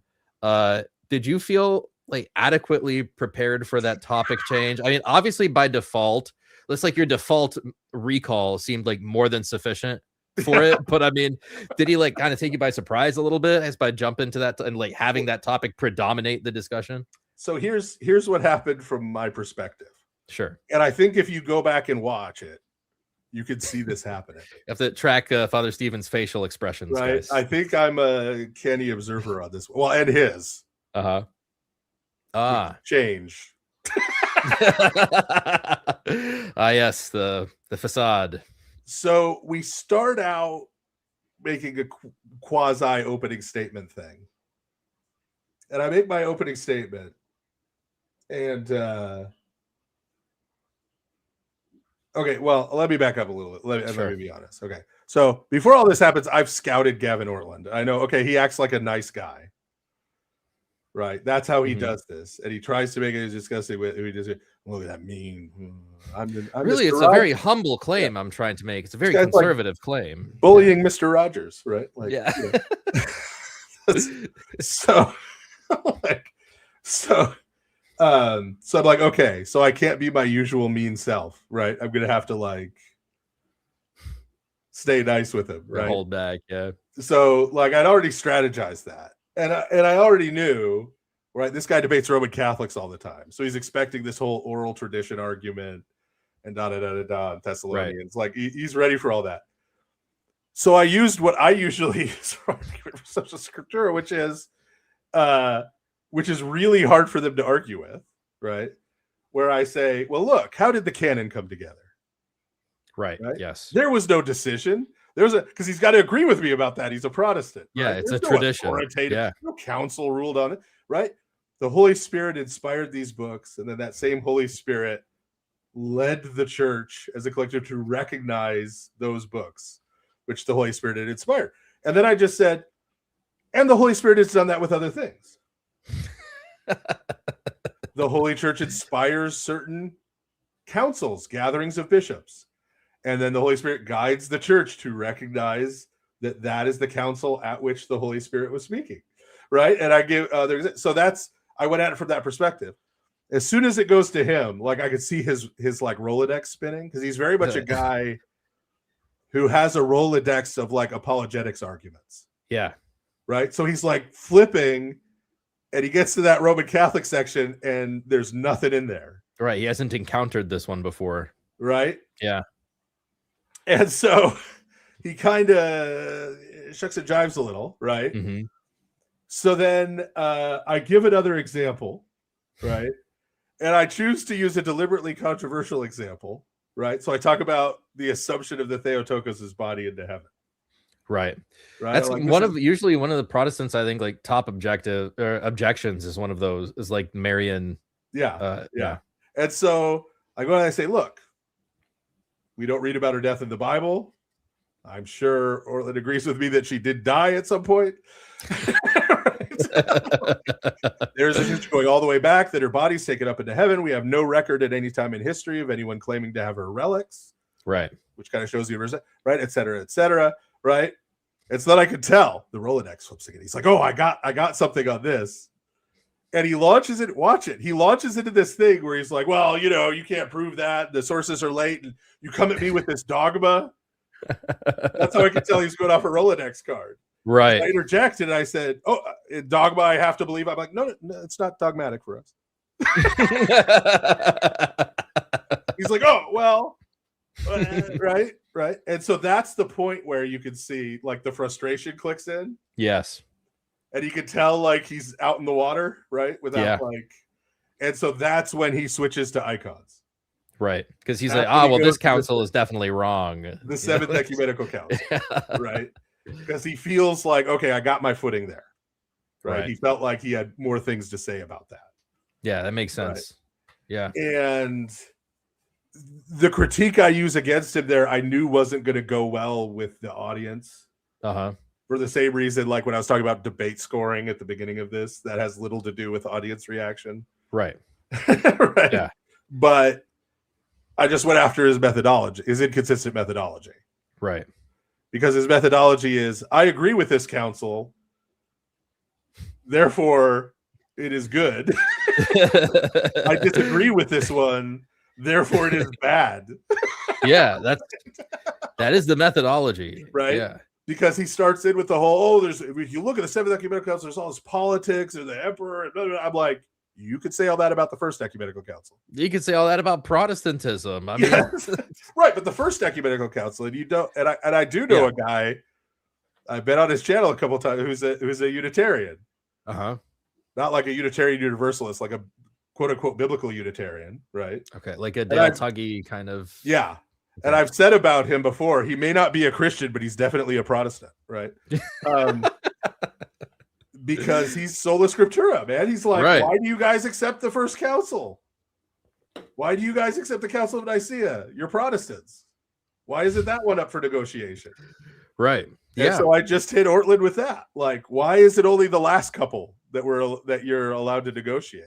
Well, Father Stephen, because the first one is clearly biblical. Why? Because you agree with it. That's why. Right. Right. So that was the structure of that. And then there was this whole thing where he was going to get in touch with me, and we're going to have a further discussion about ecclesiology. That never. I was also promised to have a further dialogue by a certain a certain fellow, and that I don't think is going to happen. Never contacted me. Never contacted me. So I am going to be interacting with him on paper in that Doc Branson thing. But very good, very nice. I'm looking forward to that. That's the only way I think that that's ever going to happen. Although I'm obvious I would never dox Gavin Ortland, but of course. I have been tempted if I'm ever in that city to just stop by. How you doing? See how things are going at the Independent Bible Church. James Codaritis 796. Thank you, James. $5. In conversation, a local Roman Catholic priest confirmed that the Tewahedos were received into the Roman Catholic Church based on administrative unity with little concern for doctrine. I mean, yeah, it makes sense. Sincere Hypocrite 1402, at least he's sincere. $5. Thank you. Great debate, Alex. Catholics think stating the Catholic position is the same as making an argument. You won both in rhetoric and in substance. Thank you. I appreciate that. But did you win in accidents? You're gonna go to the Aristotelian category. Did I win in accidents though? I don't. I won in substance, but accidents, I don't know. Green Emperor 3022 says, on Symbolic World speech, I saw you mentioning about the idea of memories in heaven. This is clearly directed towards you. Yeah. Wondering, I was not on Symbolic World. Yeah. No, this was at Pajot Fest. This was at their conference. I was wondering if I gave where Jordan Peterson got up and took over my Q&A session. Oh, what a dork. As if he has something better to say. I was wondering if this connects to this Dostoevsky quote. If you have one good memory, it will save you. Thanks. What do you think about the... Yes. Okay. No, that is... Asked and answered. That is reflecting the same idea. This talk is on... This is what talk you could get free. It's not behind Pajot's paywall. The talk from Pajot Fest. And what was amazing to me is like 5 days after Pajot put it live, somebody dubbed the whole thing in Russian. So there's also a Russian dubbed version of this talk on YouTube. I've been seeing this recently where somebody was like, can somebody asked in one of the comments to the debate I just did with Yasi, said, can somebody truncate this into like a 20-minute version so I can dub it in Russian? I was like, what? There are people that do this? Apparently this is a thing. Yeah. But so that talk, it's kind of a philosophical deep dive. Mm-hmm. This is going to sound super pretentious when I say it now, or at least it's sounding pretentious to me. But my idea was I structured the talk around sort of a Dante's Inferno kind of thing. Okay. Except with Nietzsche as our guide instead of Virgil into the underworld. That is so cool. And the amazing part of that is at the beginning, and I don't think you can tell in the video, but when I was doing it live at the beginning, I was like, we don't want Virgil because, let's be honest, Virgil is boring, which got me booed lightly. No, but then it gets worse. Then I said, it's not his fault. Latin is boring. And a Roman Catholic priest stood up and led many of the people in booing me. Wow. It was like a boo this man moment. Right? Boo this great Orthodox priest. But so at the beginning. But anyway, so the idea is it's talking about the way we think about eternal life. That we tend to think about it as sort of this endless succession of moments in like a happy place. Yeah. And that's a fundamentally kind of warped understanding of time and the meaning of the bodily resurrection and the connection between the body and identity. So it goes into like a lot of philosophical stuff. But one of the funniest things was when Pajot posted it, one of the first comments was somebody going, oh, this is just Father Stephen speculating. This isn't the Orthodox view. And a Romanian woman responded. It was like, what are you talking about? This is like all out of the Philokalia. It starts like listing like the Romanian version of saints' names. Yeah. Yeah, And exactly. the person who Yeah. responded like, "Oh, okay." Yeah, and I think this topic came up on my channel before on one of the live streams, and you mentioned Saint Dumitru Staniloae Yeah. and his work on time. He has that essay that I pointed to, and then I think you said it was I didn't go to check, volume 3 was it of his 6-part systematic theology? Oh, no, volume 1. Volume 1. Volume 1, where he's talking about how God's attributes are supra essential, Yes. not supra. Supra. Yes. Yeah. Which is a fine. Is it Staniloae is hard for a lot of people to read. He is. He's hard to read. Yeah. He's not an easy one. He's a I'll genius. put him in. Yeah, I put him up there with like Maximus in terms of hard to read. Yeah. He's a genius. He's super familiar with the patristic Orthodox tradition, right? But he's also super familiar with Protestant and Roman Catholic theology, right? Like he's got stuff in there he steals and repurposes and reworks from John Calvin, for example. Yes. And philosophy, like modern philosophy.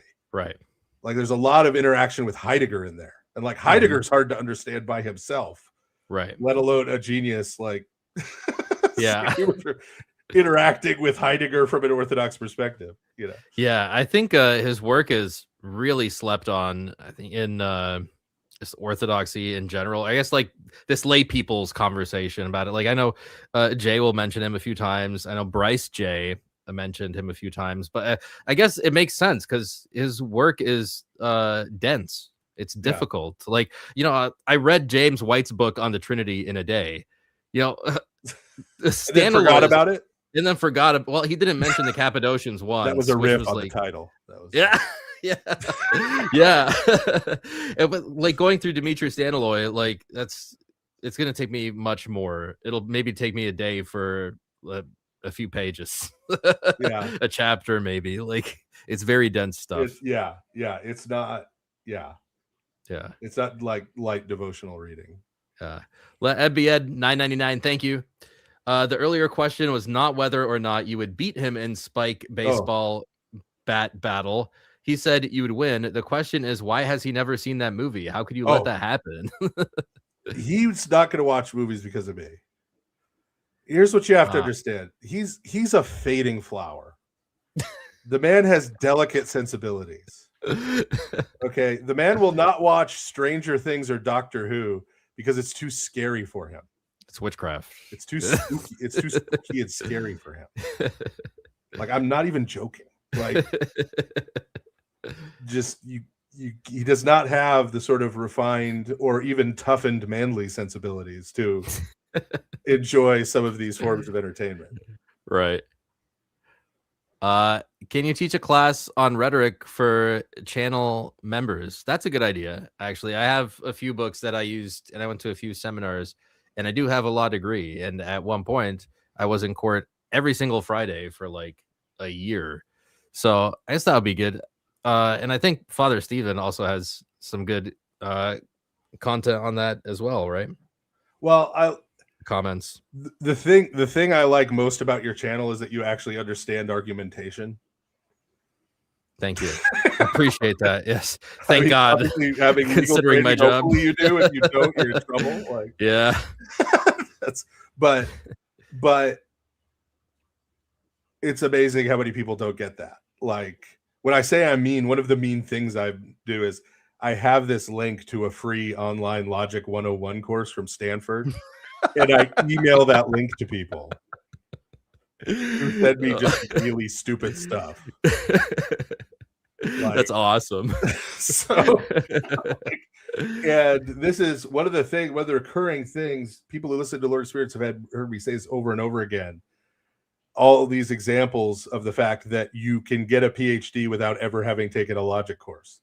That's a huge problem in my view. I don't know. Jay talks about this too, that like, look, you can be a PhD level biologist without any training whatsoever in formal logic. Yeah. Well, it's worse. It's worse if your PhD is in the humanities. Yes, I agree. Because you make these arguments from data that make, I mean, no sense on the face. On their face. Are ridiculous. Right? Like, Yeah. So yeah, so that's like I could tell almost immediately when I started seeing your stuff that like you understand the concept of right. If you're going to Yeah. critique, I'm getting there. Yeah. you're looking for like, okay, are the things presented as facts actually true? And then is this a cogent and cohesive argument? Yeah. Yeah. And the other stuff does not matter. Right. Yeah. It Yeah. really doesn't. I feel like somebody tried to talk to me about azymes one time, and they were like, well, the Council of Trello says that you should not use communion in one kind. That means that azymes existed at the time of Trello. And I was like, okay, let's say they did. So what? Let's say it was a disputed issue. That like there are these things that don't matter. They're not like system level defeaters. Like, okay, so azymes are a disputed issue. So what? Has nothing to do with like now Roman Catholicism is vindicated. I like that was the argument they tried to make. Something being condemned means we should do it. Like there's also a canon condemning mixing your blood with the Eucharist. So see, ancient Christians mix their blood with the Eucharist. Yes, that means we should do it too. Yeah. Growing up in my charismatic Roman Catholic parish, I don't think I met a single person or even priest who believed in the Vatican I papacy. It's $5 from Father Timothy. Thank you, Father Timothy. And again, I think that's like a shock to absolutely no one. Oh no, I got a Roman Catholic priest live on YouTube to basically say that the monarchical Trinity was true and that he had questions about the filioque. Then he should become Orthodox. Like I literally said to him, I'm like, yeah, so I explained the monarchical Trinity. He's like, oh yeah, no, I've studied like early Latin liturgics, and that checks out way better with early Latin liturgics. I'm like, yeah, no fooling. Right. And then I'm like, so the filioque, this violates the monarchical Trinity. And I'm like, the classical language is that Holy Spirit proceeds from the Father and the Son as from one principle. He's like, oh, I don't know. He's like, oh, I don't know. I've never heard that. I don't know. That sounds wrong to me. And he doesn't know his own. That's their official teaching. Yes. It's double hypostatic procession. Yeah. Yes. Yeah. That's shocking. So yeah, that's of course I also this is on the other side. Many years ago when I was a catechumen, actually, it was like 20 years ago now. More than that. Wow, I'm old. When I was a catechumen, they were the local Roman Catholic diocese decided to have this thing about iconography. And so they invited my priest at the time to come and give a presentation from the Orthodox perspective. And then after that, one of the Roman Catholic priests from the diocese gave a presentation about iconography. Right. And so I came with my priest. Right. And we felt like, well, you know, we should be hospitable. We should stay and listen to, right, what the Roman Catholic priest has to say. And so he has this icon, this one of our icons, right? Like of the Theotokos and Christ as a child. And he says, I really like this one in particular, you know, because of course we believe that Christ is both divine and human, but I've always felt like he's a little more human. And I think his facial expression here reflects that. I'm just like, and an elderly woman, an elderly Roman Catholic lay woman raises her hands like, Father, I don't think that's right. I don't think he's more. It's like kind of the first major heresy. Yes, I'm like, you're being corrected by an elderly Roman Catholic lay woman on theology. Like, yeah, it's a yikes. Yeah. Big yikes. Yeah. Wow. Octavian 33 $9.99. Thank you, Octavian. Yasi lost when he showed up with the Pints with Aquinas studio background. Yeah, someone was chirping him for that. I think Jay was making fun of his filtered background or something. I have read all of these books, especially the G.I. Joe and Transformers ones. Ah, yes. Very good. Well, you need the books in the background because otherwise, how are people gonna? They just assume we know what we're talking about. Yeah, I used to have behind me. I moved them over there, and I moved comic books over here on purpose because I had the great books of the Western world behind me, and I'm like, that's pretentious. So let's have a bit more humble. Of I went the other direction. Yes, right. So now it's purely the value of my words, if anything. Yes. Good. I guess it's judged on substance. Yes. Not accidents. Ortho SCTX 999. Thank you. My friend is pursuing the priesthood in Western Rite Orthodoxy. Our conversations have revealed he's only Orthodox to be married and sees no issue with the West. Could you comment on the Western Rite, please? Father, I've kind of been dodging questions on the Western Rite. I'm like, guys, this is like an issue for bishops to discuss. It's like not really my thing, but you are clergy, so yeah, I think you have a bit more qualified opinion here. I qualify this by saying my opinion on this doesn't matter, right? So the bishops who allow for the Western Rite have allowed for the Western Rite, and so the Western Rite is legitimate for as long as they say it's legitimate, right? And how they administer it, that's above my pay grade, but if you want my opinion, which I've just qualified as saying has no value, keeping that in mind, that my opinion is not important, even in my own mind. Oh, wow. Things are getting hazy. Then, here it is for what it's worth. I don't think, now I know Western Rite priests who are similar, not in the whole getting married thing, but in the sense that they feel pushed to defend a lot of Western stuff. And that's mainly, a lot of that's based in insecurity. They feel like they're sort of under attack and considered second-class Orthodox or something. And so, I mean, if you spend some time on Twitter, it won't take long before you get that impression. So they try to take this Western maximalist position, right? They're overcompensating a bit. Yeah. So, that's okay. And, they've got to wear a man doily to celebrate the liturgy. So I'd be compensating too. But yeah, my main thing is this, right? So the purpose for which it was authorized by both the Antiochian hierarchy, so my hierarchy, and the Rokor hierarchy,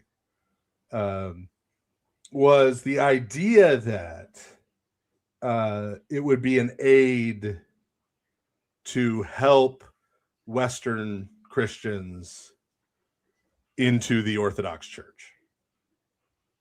And some of those bishops, and I know this because some of them have said it in front of me, not all of them, but some of them always had the position that they didn't want to have permanent Western Rite churches. That Western Rite churches were going to be sort of a temporary measure, right? And eventually they'd come into the Eastern Rite. Not all of them, but some of them.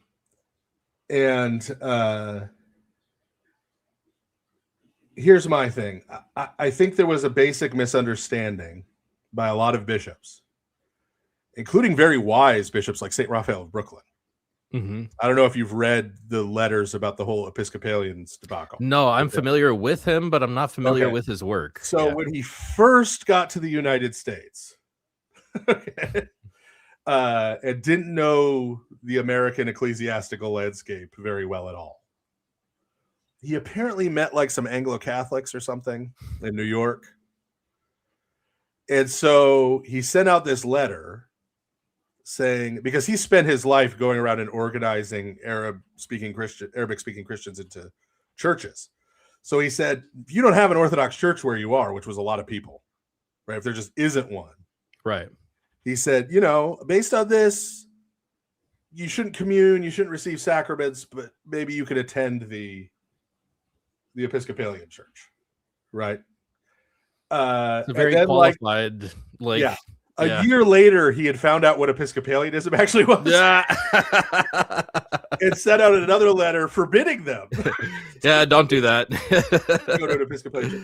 So I think in a lot of the other countries they're in, Western churches means Roman Catholic churches, and the Roman Catholics in the churches in those countries are still very traditional Yeah. Roman Catholic churches that they're used to seeing. And so they assume that that's what Western Christianity looks like. And so based on that idea, right, they thought, well, they're going to be more comfortable walking into a Western Rite Orthodox church than an Eastern Rite one. That's going to seem foreign. Right. I would like submit, an evangelistic tool. Yeah, I would submit to you that a non-denom Protestant is going to find both of those equally foreign. Yeah, just gonna walk right out of Hillsong into the Western Right. Rite liturgical. He's not going to feel super. In fact, he may be less comfortable there because it seems more Roman Catholic. Yeah, that's a good point. Yeah. That coupled with the fact that all of the tradition, well, not all, but a great many, as attested to by their apologists, traditional Roman Catholics are now flooding into Eastern Rite Catholic churches. Right. Tells me that the Eastern Rite is not a huge hurdle. Yeah. And maybe even there's For something Western special about it. Yeah, the rite itself is not a huge hurdle. Right. So I think in coming years, recently the Holy Synod of Antioch voted to not expand the Western Rite into any other countries. Mm. And so I think in coming years, I don't think it's going to be ever done away with, but I think it's going to kind of wither on the vine. Because the other problem you have with Western Rite parishes in this country is, so a family goes to a Western Rite parish, people aren't sedentary anymore. The kids grow up, they go to college somewhere. The local Orthodox church there is 99% of the time going to be Eastern Rite. Yeah. They're going to start going there. They're going to get married there or so, Yeah. or soon after they're going to move somewhere with an Eastern Rite church and they're just going to end up becoming Eastern Rite. And so there's not going to be a generational Western Rite church. Yeah. There's no continuity there. So I could see that as a problem. James 796, $5. Thank you. What happened to the Roman Catholic Church architecture? Their buildings look like a weird fusion of postmodern and Protestant styles. Well, somebody put me onto that like snake room in the Vatican. Yeah, it's way weirder than just Protestant, right? Yeah. Like what happened to evangelical Protestantism is just capitalism, right? Like it just looks like another venue. Yeah. That's and I think there is a bit of like consumerism there too at this point in Protestantism where it's like, well, which one do you want to buy? Look at the variety of products we have to offer. Like pick one. That's just Christianity under late capitalism. The Walmartization of Christianity. The TM, somebody clip it. The Walmartization of Christianity. Whereas the Roman Catholic thing is more the like crazy European artist. Yeah. The weirdos. Now is the time on Sprockets when we dance, to use a dated reference. Like weird, German and so that's a whole other vibe. Down here, the Roman Catholics are kind of going in the opposite direction. There's a generation of churches down here, and so I'm in a 70% Roman Catholic area. Oh wow. Which is weird for the South, but it's Southern Louisiana. It kind of makes sense for Louisiana. I was thinking about this before the stream, and I was like, when I think of Louisiana, I think of either Roman Catholic or like voodoo. That's like because of the Creole culture. Yeah, which is just one encyclical away from being a church within Roman Catholics Eastern Rite.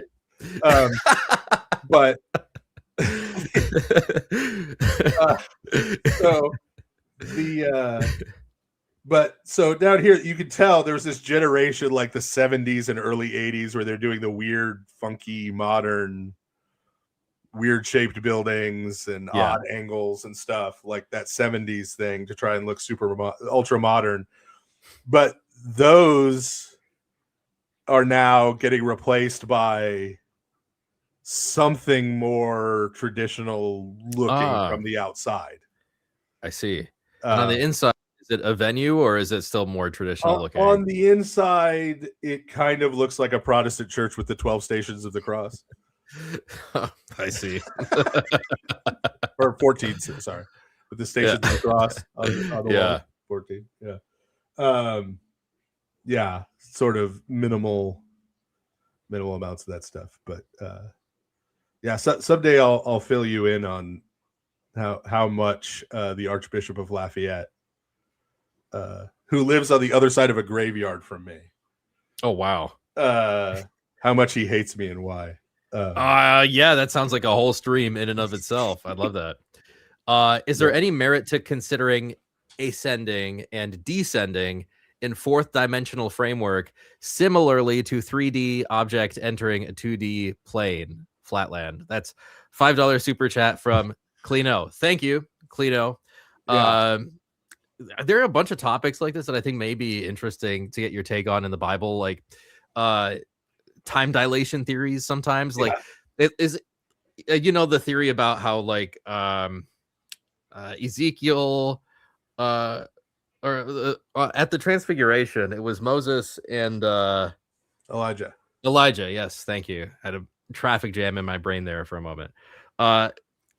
And they're all on mountains at the same time, so like maybe there's like some time travel involved there. They're all on the mountain at the same time. And there are some other theories that I've heard too about this, like right after the angel of the Lord's armies, the angel of the general of the Lord's armies appears to Joshua, then you see like the sun stand still, like close after that, and then Joshua fights with the sun standing still or something.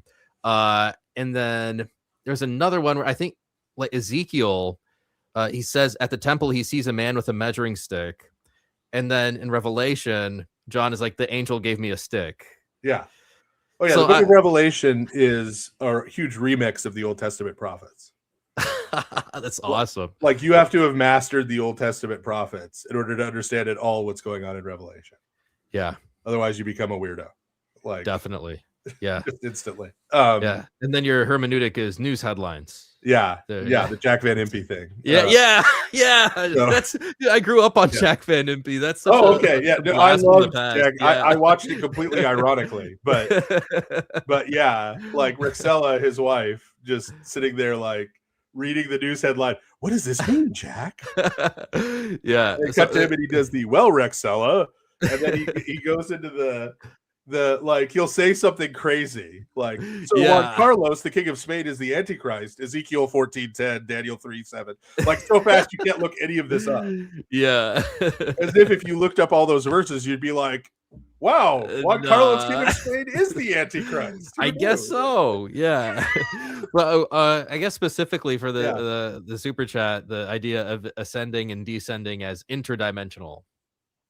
Yeah. So we talk about something like this, and this may be what occasioned the question. The last episode of Lord of Spirits that we released on Christmas Day, talking about how in his resurrection and ascension, Christ makes humanity eternal, right? What the deification of humanity really means. Right. And that in part is that spatial and temporal categories no longer apply to deified, glorified, whatever terminology you want to use, humanity. Wow. Right. Okay. And so we see that with Christ's body spatially, right, after the resurrection in the Gospels, right? He's able to be in one place and then another place without crossing all the points in space in between. Right. Right. But so what we say is that's also true of time with deified humanity, which would include Moses, whose body was taken up into heaven, and Elijah, who was brought up into heaven bodily. Yes. That means that, like when we sing in the Cassianian Holy Week, that the feet that she was washing with her hair were the feet that Eve heard in paradise. We're being literal. Oh, wow. So this is this is even in the liturgy. Yeah. Wow. That when Saint John sees the 24 elders in Revelation, and those are the 12 patriarchs from Genesis and the 12 apostles, that means one of them is him. It's himself. Yeah. Yeah. Wow. His glorified self. That's crazy. I think we could do like a whole podcast on time travel theories. Yeah. So I'm sure if Lord of Spirits hasn't covered it yet, that'd be a cool episode to do. So the I think maybe that question is sort of occasioned by that, whether that's a model for understanding what it means for, because of course Christ's humanity is born, right, and is therefore created flesh, right? It comes from the womb of the Theotokos, Right. But then it becomes eternal, meaning humanity becomes uncreated. Right? And fully participates in divine energy, including those properties, right? Which and this is important to press against one of my constant punching bags, which is Calvinists. Yeah, I think that's actually right before you said that. I was thinking of like penal substitutionary atonement and how like that works into that more Calvinist or Reformed model of salvation, whereas it doesn't seem to have a fit at all. So this is a little known thing in Calvinist Christology. Okay, so for people who don't know, and this is related to, so if you're going to believe in penal substitutionary atonement, you have this basic problem of a separation between God and Christ at the time of his death. Right? That's what you have to argue to hold to penal substitutionary atonement. And so, well, how can you do that? You can either divide the Holy Trinity, which is bad, and which no one who holds to PSA wants to do, right? Yeah. To be fair to them. But they do. The other option is just as bad or worse, and that's hold to a heretical Christology. Yeah, an historian. And view. So you have in the Calvinist tradition, you have a historian theology. This is not just me asserting this, right? Like, read Peter Vermigli, read these early Calvinist theologians, right? They literally say that it's Christ's humanity that is punished. Yeah, Vermigli has a whole work on that, right? The two natures of Christ. Yes. Yeah. Okay, so this is a thing, right? It's clear if you read it, right? If you read the Calvinists themselves. Modern Calvinists don't like it and don't want to admit it, but go read the primary sources. Right. But this is built in. This Christology is built into their theology in other ways. So there's this thing called the extra Calvinisticum. Okay. Extra Calvinisticum. Got taking notes. Which in Latin means the Calvinist extra. And what that is because of their Christology, they don't believe in the communication of attributes. They don't believe that any of Christ's divine attributes are communicated to his humanity. That's a big problem because I think the text on its face says that he knew all men. Yes. And this is one of their arguments against the real presence of the Eucharist. I see. So it's a heretical net. It's a web of heresies. Well, they say they were arguing with the Lutherans primarily, right? Okay. And saying Christ's humanity is not infinite. How can it be? How can Christ's flesh and blood be on all these altars, right, all over the world? Well, for them, it can't be because it doesn't partake of any of Christ's divine attributes, right? And therefore, they literally argue that Christ's body is in a particular place in heaven at the right hand of God. This is one thing I noticed Staniloy emphasizes actually is that elevation of even like the body, the physical body of Christ. Yeah. And so the extra Calvinisticum is the idea that Christ's divine nature is places, whereas humanity is not. That also splits. And even Luther that's like expressly Nestorian. Yeah. Nestorian very quickly, right? Like like at the entry level, it's Nestorian. Yeah. But that's why Calvin's understanding of the Eucharist functions the way it does. Calvin's understanding of the Eucharist, it's real spiritual. Yes. Well, but what that means is for him in book 4 of his Institutes is Christ's body and blood are not brought down from heaven to the altar, but the Holy Spirit elevates us to heaven where Christ's body is. I see. To partake in the heavenly feast. That's Calvin's It's totally backwards. Yes. Yeah. Yeah. Wow. And Calvin kind of tries to proof text. Here's another thing people don't know. He kind of tries to proof text it by quoting a bunch of stuff from St. Gregory the Theologian and St. Basil the Great. Okay. About the Eucharist. Yeah, which they Out would of not. context. Yeah, I was right? going to say. But the second most quoted church father in John Calvin's works is St. Gregory the Theologian. St. Gregory. Oh, wow. After Augustine, obviously. Yeah. Right. It just goes to show that, like, this is something I realized right away when I was looking into orthodoxy, is like how the energies doctrine is kind of like the linchpin for like all the rest of your theology. And if you don't have that, literally nothing works after that. You have no mechanisms for anything. Yeah. And the fact that that's a distinctive of Holy Orthodoxy was like such a powerful argument for me, because it was like right away, oh, so then I guess it's that argument that Jay makes against the Roman Catholics about, well, how do you have the true divinity and the fullness of Christ in the Eucharist if you have no distinction between essence and energies? I haven't really heard a good answer to that yet. Yeah. If you don't have it, nothing works. Well, yeah, and on a broad, this is something we bring up in the Lord of Spirits episode. I think this is a fundamental problem for Judaism and Islam that they can't answer. And that is, how can a completely transcendent God communicate with humans? I actually used that argument on a Muslim before. I feel super vindicated now that you brought it up, because I came to that independently. So like he was saying something like, well, I was making the argument, if you have this totally, absolutely transcendent God, how on earth did he communicate anything to Muhammad? And he goes, well, through the angels. And I said, how on earth did he communicate anything to the angels if he's totally transcendent, right? He has to condescend to his level. Oh, well, now you admit that the incarnation is true, or could be true. Right. So, well, the most common workaround for that in like Hasidic Jewish circles and in Islamic circles is you take the language involved, either Hebrew or Arabic, right? And the Torah and the Quran itself, and you try and make those eternal. Yes. You make those transcendent. So because they're eternal and transcendent, therefore they can carry God's self-revelation. But that just moves the problem. Yeah, now you have like 3-4 gods. So how can humans understand then? Yeah, a divine eternal book. Transcendent language. Yeah. Right. Whereas with Christ, right, if you have Orthodox Christology, it solves that problem. Yeah.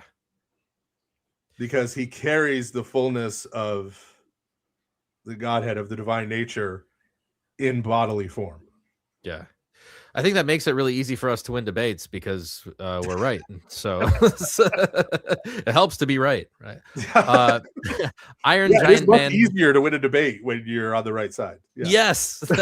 That's why the thing is, like, I already kind of don't have any fear of these people or like any jitters going into these debates, because like I've done it before, but I also have, that assurance, not eternal security, but that assurance that, even if there is an error or I blunder somewhere, somebody will make a video that's like, nah, the bad guy is totally wrong. Yeah. So that would be the hard part to me about being a lawyer. Yeah. Is every so often having to like, okay, I know I'm on the wrong side of this, but I gotta I gotta make my best case anyway, right? Yeah, and it's all about like spinning a tale, right? Yeah. Like, telling a good story. But Iron Giant Man 007, $10. Apparently, how Egyptians mummified people in the 18th dynasty. I don't even know what time period. This guy has been doing this super chat. You seen this one before? Oh yeah, all over the place. It's in Orthodox streams. Yes. He's soaking them in salt water solution for 35 to 40 days, and that seems to add another layer of symbolism to baptism. Why does it add another layer of symbolism to baptism? I think this is just a meme at this point. I think this is just. But thank you for the super chat, Iron Giant Man. I'm not really sure how to react to that one. Atism 8857 999 super chat. Bless Father. Fiance is staying home tomorrow because of horrible pains with her chronic health. She's mentioned feeling lonely the days she can't go because of these chronic pains. Should I stay and comfort? So That is a It's a spiritual father a question. pastoral. Well, yeah, but that is a pastoral question that's close to me because my wife is disabled with a back injury, and is not able to come nearly as much as she'd like to things. Now, obviously, I as the priest, I'm doing pretty this important no that you're there. Right? So that's not an option, and so there's a prayer in the liturgy where we pray for those present and those absent for a cause worthy of a blessing. Right. I think that will sometimes be a cause worthy of a blessing, but you need to get that blessing from your spiritual father. You need to talk to your spiritual father about the situation and get an idea of, and I suspect he will probably tell you that sometimes you should do that and sometimes you should come, and he'll give you a framework for how to handle that. Kermit King 5169 $5. Thank you, Kermit King. It is funny that Peter didn't give Mark enough charism to be a pope, but gave enough to write a gospel. Yes. Yeah. Yeah. He had kind of a gauge, I think, right? He's like, I'm just going to set it at 7 for this laying on of hands. Then he gets to Rome. And he's like, I'm going all the way. I'm going up to 11. You're the first pope. Excuse me. Thomas Scott Brewer, $5. Thank you. If there must be a visible successor to St. Peter on earth as an antitype of Eliakim, why doesn't this typology apply to the Theotokos as Queen Mother? I think it does. Doesn't it? Well, in the sense that she doesn't have like a successor. Oh, yes. That's a good point. Yes. Yes. Like, yeah. If you're going to make that typological argument, then you have to apply it consistently. Yes. Yeah. Then, yeah. There were probably some Byzantine empresses who would have tried to make that argument, but I'll bet. Yeah, that's a great point, Thomas Scott. Aja7442, $5. Thank you. Reading the Baal book right now, or Baal book right now. Great stuff. DeYoung is the GOAT. Yes, I have 3 of his books. I haven't gotten the Baal book yet. The question is, am I the GOAT for Yahweh or the GOAT for Azazel? That's the when you were talking about that in the Religion of the Apostles, and I think there was a line in there where it was like, there is not a single instance in the Old Testament where sin is imputed or like transferred onto an animal, and then that animal is sacrificed to God. And me, as like kind of a Calvinisty leaning Baptisty kind of Protestant type, that like blew my mind. I was like, what? There's no way. That's how were they forgiven in that case? I've put that out to a lot of people. Yeah, it's a very common question that I get, and I just tell them, I say, look for yourself. Go into the Old Testament, go to Leviticus, find me one place where it says that sins are put on an animal and then that animal is sacrificed. Yeah, there's only one time the sins are transferred to an animal and then they kick it to the curb. Yeah, it can't be sacrificed because now it's unclean. So it has to be removed from the,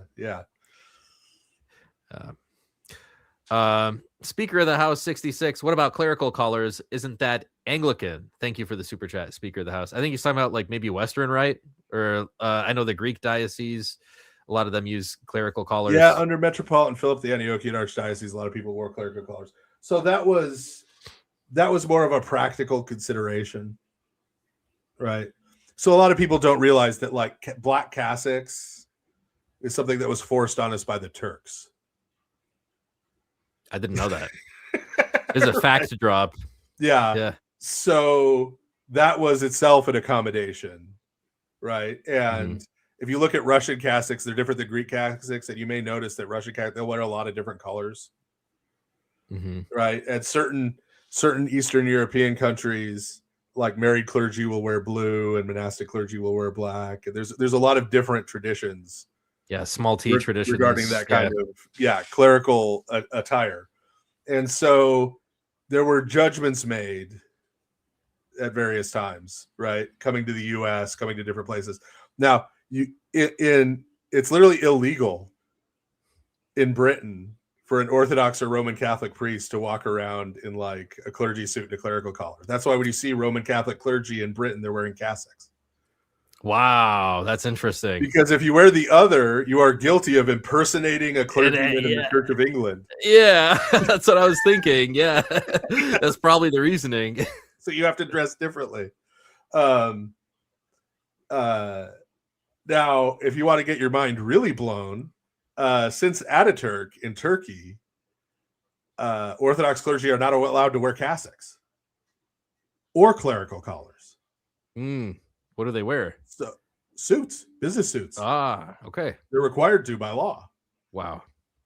So the metropolitans from the Fanar, if they go other places, they have to wear standard attire, right? So this is not sort of a, oh, you've betrayed the, Well, if that's the case, Father Stephen, what are we going to be outraged about on Twitter? Well,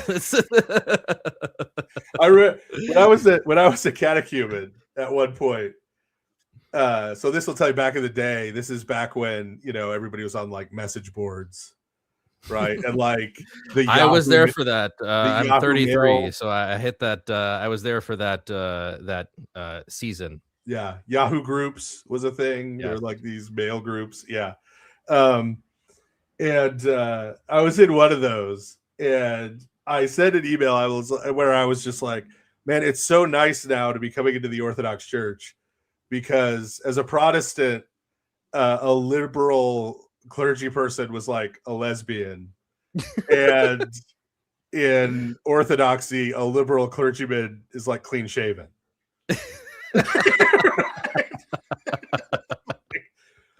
Yeah, and you can't really compare. Yes, but this was still on the internet, so all the responses were, beards are a serious issue. Why are you making light of clergy having beards, right? It shows that they're dead to the world, and their asceticism, they take it really seriously. Yeah. But so those decisions were made, and what happened, like, so in the Antiochian Archdiocese, that decision basically got reversed. So Metropolitan Philip's preference early on, when he became the bishop in the 60s, was if you're walking around with a big beard and a cassock, people aren't going to know who you are. And especially, he's Middle Eastern, and with Middle Eastern clergy, it's like people are going to think your average American is going to think you're a Muslim. Right? Or something, right? Yeah. And so it's better that you wear something that they will see and identify as, oh, that's a priest. Right. Like right away. Yeah. But toward the end, and this is not to pick on them, but toward the end of Metropolitan Philip's tenure, when all the Roman Catholic clergy scandals were coming out, there were priests who I know, like one priest was like playing with his kids in the park, like his own children, and got spit on because they thought he was a Roman Catholic priest. Wow. With a bunch of kids. Yeah, it's not a good look. Yeah. So after some incidents like that, Metropolitan Philip was like, okay, like where if you're in an area where that's an issue, wear cassock, right? Yeah. Use some discretion, gentlemen. Yeah, yeah. Like wear a cassock so they know you're not a Roman Catholic priest. But it was the same logic. Right. Right. You want people to have an understanding of who you are. Yeah. And if there's a misunderstanding, you need to do something to correct that misunderstanding. Right. Yeah. So we got a few more super chats here. We've been going for like 2 hours. I don't want to keep you too long, Father Stephen. I know we have Divine Liturgy in the morning. But we'll just close out here, guys. Do not send any more super chats at this point because we probably will not get to them. But thank you so much for your subscribe. Give subscriptions. Yeah, give a subscribe. Yes, thank you so much for your generosity, guys. I appreciate that. You guys have there are a lot of viewers in the stream tonight, so I appreciate that. We got some theological questions coming up. Mamalia Malak 7825, $5. Could you explain the difference between hypostasis in monarchical Trinitarianism and emanations that shows up in some forms of Judaism? I'm not awfully familiar with this topic, and I know Father Stephen. You don't want to weigh in? You don't want to... don't have much to. Emanation sounds like Philo something or other. Yeah. Right. So this will be a short version, right? In light of everyone's time. Right.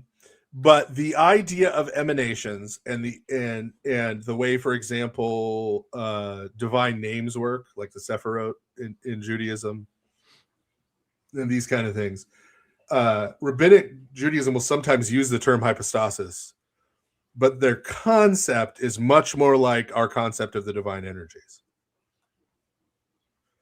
And this is actually a point of continuity. This is one of the points of continuity between Saint Dionysius the Areopagite and Second Temple Judaism, which to me says he's earlier than people want to think. Yes. Because he has basically the divine names as being divine energies. This is reaffirmed, by the way, by St. Gregory Palamas. St. Gregory Palamas at one point gives a list of the divine energies, and one of them is Oon. One of the divine energies is the name Yahweh. Yeah. Right. Yeah. If we're going to do a very slight bunny trail down that, I agree with you as well. There was a book, I think by Scriptorium Press, that basically addresses all the arguments against the genuineness of the Dionysian corpus. And I think they make a very strong case to say that like all of the objections that people have really can be answered without a lot of work. You just got to do a little bit of reading. And I know, since I'm in the Romanian, diocese here in Canada, I have a bias, of course, to Saint Staniloy. He also believed that the Dionysian corpus was genuine. I was unaware that you were in Kanukistan.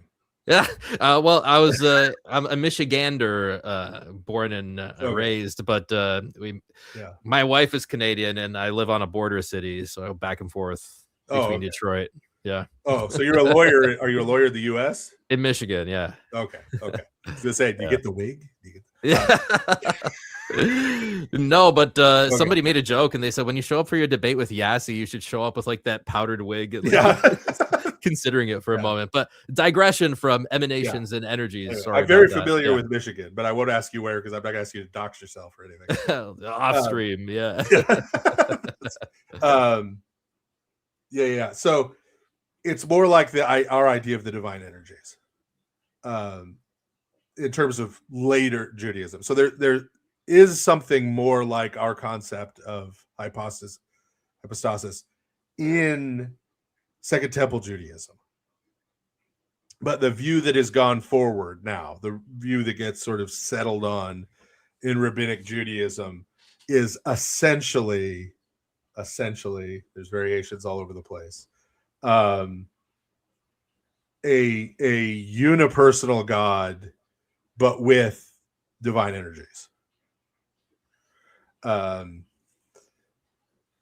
The exceptions to that, there are Hasidic groups, for example, with the Shekinah. The way they talk about that is basically still like hypostasis language. But yeah, so when we say hypostasis, we mean a person. I mean, hypostasis is substance. It means a thing, right? Right.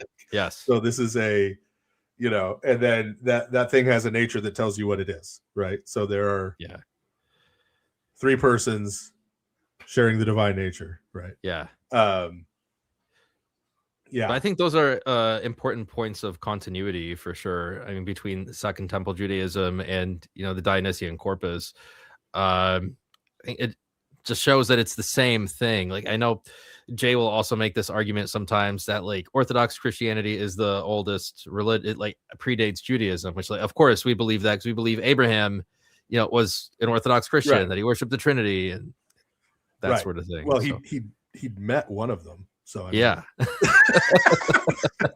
they had lunch. It's in the Bible. Yeah. But yeah. So, that continuity is really important, and this stuff doesn't emerge from nowhere. It definitely doesn't come from paganism. Right. Yeah, you don't see it anywhere else. I think that's a huge point, I think, in favor of like the uniqueness of Orthodox Christianity, that we have these distinctives. It's like you don't find these things in like some pagan religion somewhere. It's only one place. Yeah. The biggest one of these actually is relics, which is why you will never see Ortland talking about relics. He'll just lose, I think, veneration.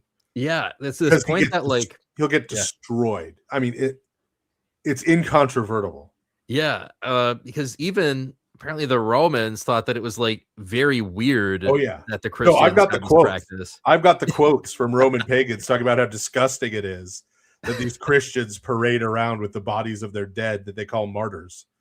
There's Bodies only of dead criminals that they yeah, call martyrs. which Protestants do that today, by the way. Yeah. But have processions. The pagans thought it was disgusting, right? So it's not these pagan. Christians in the 2nd century is where some of Yeah. these quotes are from. Didn't get it from paganism. Where'd they get it? Do you think there's a connection between that and the Joseph's relics carried through the desert for 40 years? Yeah. There's a clear continuity there. But you can't, there is no argument that the early church both had and venerated relics. Yeah. There's none. And the question is, should icons be treated the same way? And so to make any kind of argument about icons, it Ortland entails or anybody relics else of that ilk wants to make, you have to remove relics out of the picture. If you look at it holistically, he's arguing that the early church had and venerated relics, had icons, didn't venerate the icons. Yeah. But very clear they venerated the relics. Yes. Yeah. But not the icons. Yeah. There's a point that you made. I was listening to an episode of your Whole Counsel of God podcast where you said that, why do you think there are all these places indicated? Like, they really specify the places of where these people were buried. Yeah. And it's like there was a very practical reason for this, because you're not going to take up space on a scroll with like useless information back then, right? It's an expensive thing.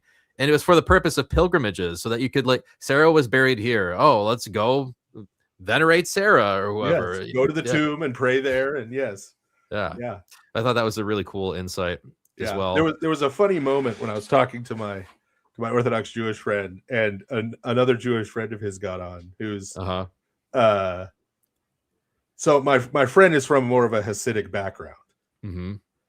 And the more traditional you go in Judaism, the closer you get to Christianity. Well, to Orthodox Christianity. We'll put it that way.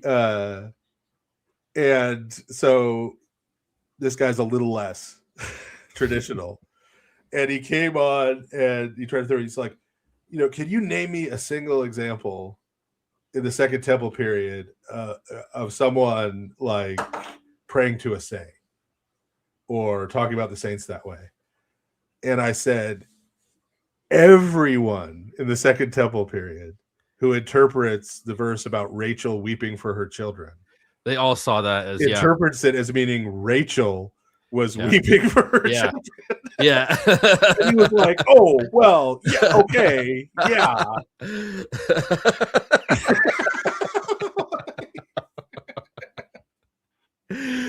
Oh, that's funny. I did a video on Intercession of the Saints because Mike Winger and Gavin Ortland don't see it in their plain reading of the Bible on its face. Something like your chapter on the Divine Council, or section on the Divine Council in your book, really was a linchpin for me on that doctrine.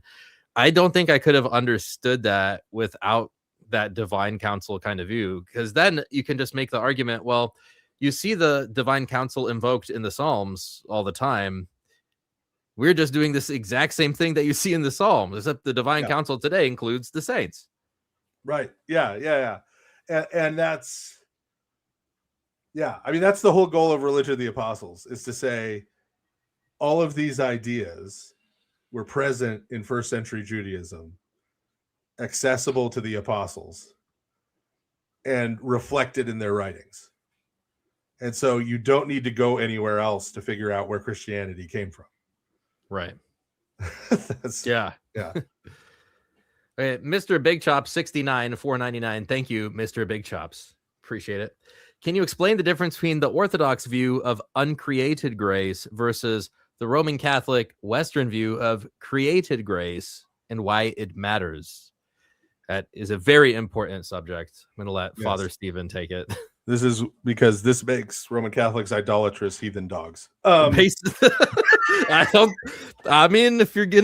think that's that much of an overstatement. It's an entailment for sure. Yeah. Slightly spicy take, maybe. But we love Roman Catholics. I love all the Roman Catholics. I love you so much. Roman Catholics. That's why I want to see them Yes. set free from Roman Catholicism. Yes, we love them so much. We want them to be Orthodox. Yes, from the tyranny of heresy. Yes. So yes, no, I attack Calvinism all the time because I love Calvinists and I've seen what it does to them. Right. A bunny trail, I guess, before the answer here is that those two views in particular, those two worldviews seem like such a prison. Like once you have Calvinist eyes, it seems so hard to me for people to shake like seeing Calvinism in scripture everywhere.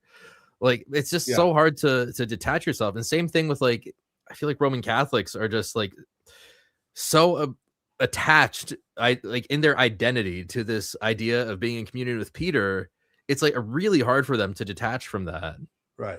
So another slightly spicy take, but this comes from my catechumen class a few weeks ago, so might as well share it wider. All of Protestantism is a cope. Okay. Yeah. Martin Luther was suffering.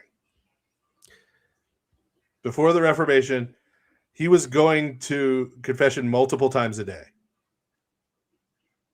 He could not get past his own sin to understand the love of God.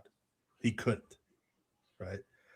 And so he found this passage in Romans in the Greek that said to him, no, you're okay. Right? God loves you even though you're sinful. You don't have to become perfect for him to love you. Right? And you could be saved despite the sinner that you are, Martin, right? And so he made that, which was enlightening to him, but he made it the whole cornerstone of his religion. Is no, I'm okay. And you're okay too, right? And to all the other people who are similarly trapped in this scrupulosity trap, right? It was this liberation. It's like a proto self-esteem movement or right. something. You are okay. But then it becomes ongoing, right? Because you keep sinning. Right? Right. When you add Calvinism into there, it becomes even worse. Okay? Because Calvinism tells you you can't earn your salvation. God gives it to you. He chooses you and he gives it to you. And then once he's chosen you and given it to you, you will spontaneously produce good works without trying. Right. Just as a byproduct. Yes. And if you try, that's bad. If you try, that shows that you don't have it. So there's still like some element of rigorism in there. Yeah. And so you're constantly looking at yourself and examining yourself. Am I showing fruits of election? And constantly saying, well, no, I'm still kind of totally depraved, right? Like, yeah. Well, what do you mean, Father? I mean, that's the only way you can have assurance, right? Exactly. Is Calvinism. It's the opposite. It's the opposite of assurance, right? It's reassurance. It's you're constantly being reassured. No, you're one of the. Yeah, I saw somebody on Twitter commenting on this, and they were saying like assurance isn't a doctrine in Calvinism as much as it is an emotional state. Yes. Yes. And so this is why you now get ecclesial anxiety. Yeah. Because every time I show up and say orthodoxy is the one true church, especially if I add extra ecclesiam nulla salus, they're like, well, wait a minute, maybe I'm not okay. But fortunately, they have folks like Gavin Ortland to make a YouTube video and be like, no, guys, we're okay. And every time you have cracks in the dam, there's Gavin Ortland. Like, we're all okay. We're all okay. And that's over and over again. No, God loves you. You're okay. We're not denying God loves you, folks. Yeah. He does. Right. Okay, so we took a little digression here, but the original question was between the uncreated grace and created grace and why it matters. So uncreated grace is the idea that grace is the divine energies. Right. Meaning, read David Bradshaw. Right, Aristotle. That's what I say. Yeah. Right. Well, no, because he really nails it, and this is a point that people don't understand in Aristotle. If you haven't studied a lot of Aristotle, right, and the translation into Latin of potentia and actus skews this. Right. That's a whole other topic, though. Agamben recently did a really good book, who's a Roman Catholic, talking about the fact that Actus actually is a bad translation of Energia. Yet he's still Roman Catholic. Yeah. Well, he's a real Libby modern okay. philosophy kind of Roman Catholic. So, and he's Italian. He lives in Italy. So, I mean, then what it's you not gonna do? optional. Yeah. Yeah. But so the idea is Energia is God in action. Right. So dynamis, which is what gets translated as potentia, dynamis is like the ability. So I have the ability to dance. Right. And then sometimes people misunderstand this and think Energia is dancing. No, Energia would be me dancing. It includes the actor, right? Is the actor in action. So when we talk about the divine energies, we mean God himself in action, right? Specifically in his creation. And this is the means by which we come to know God, we come to participate in God and be transformed by God. So to give a quick example, one of the divine energies is love. God is continually pouring forth his love into the creation. So when there is someone who is in need of love, I see the person in need, right? I go and I show God's love to them. God is effectively loving them through me. I am participating in God's love for that person. And through that, I am transformed. I come to know God in sharing in his love. And the person who I'm showing love to comes to know God. Right, through the divine energy. So that's how we come to know God. We don't come to know God in his essence, right? We don't mount up to heaven, right? And and that never happens, by the way. We never know God in his essence. This whole beatific vision thing where eternal life is staring at the orb for eternity, that's not a thing, right? It sounds so crazy. It's like on its face. It's like, oh, okay. And you should ask every Roman Catholic you know to explain how the beatific vision works with the bodily resurrection. And That's watch a good their point. brain melt. Yeah. Because Thomas Aquinas may have had an explanation for that, but he died before he wrote Tertius Partus of the Summa. So we don't know what it was. So it was made from his notes. So we just have him affirming both. No explanation about how they relate. But anyway. So what is the Western created grace? So the created grace, right, is the idea that, so they deny this idea of the divine energies, right, period, right? So obviously that can't be what grace is. And so grace then becomes an intermediary between God and creation. And because it isn't God himself,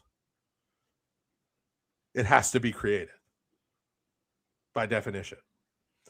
And that creates this huge problem because that means the grace that supposedly deifies people is not God himself. So how can it do that?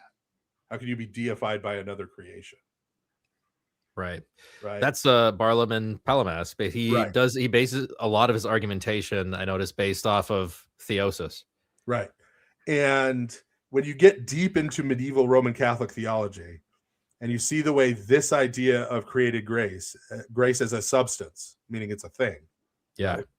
Right? A created thing.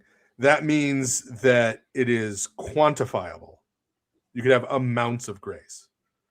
You could have portions of grace. The way that gets connected to the idea of merit, right? And you have a profoundly different function, right? So for us, again, I'll give a real, just to finish off.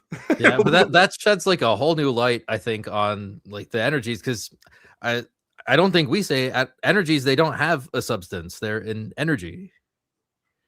Right. Well, it's you yourself. Yeah. There's no separate substance. Yeah. So then I guess it makes sense that like really at the entry level, our view of salvation is just so fundamentally different from the West, again, because of the energies doctrine, where they have this like the Calvinist objection to the Roman Catholic would be like, oh, you believe in merit, that you're meriting your way to salvation with works.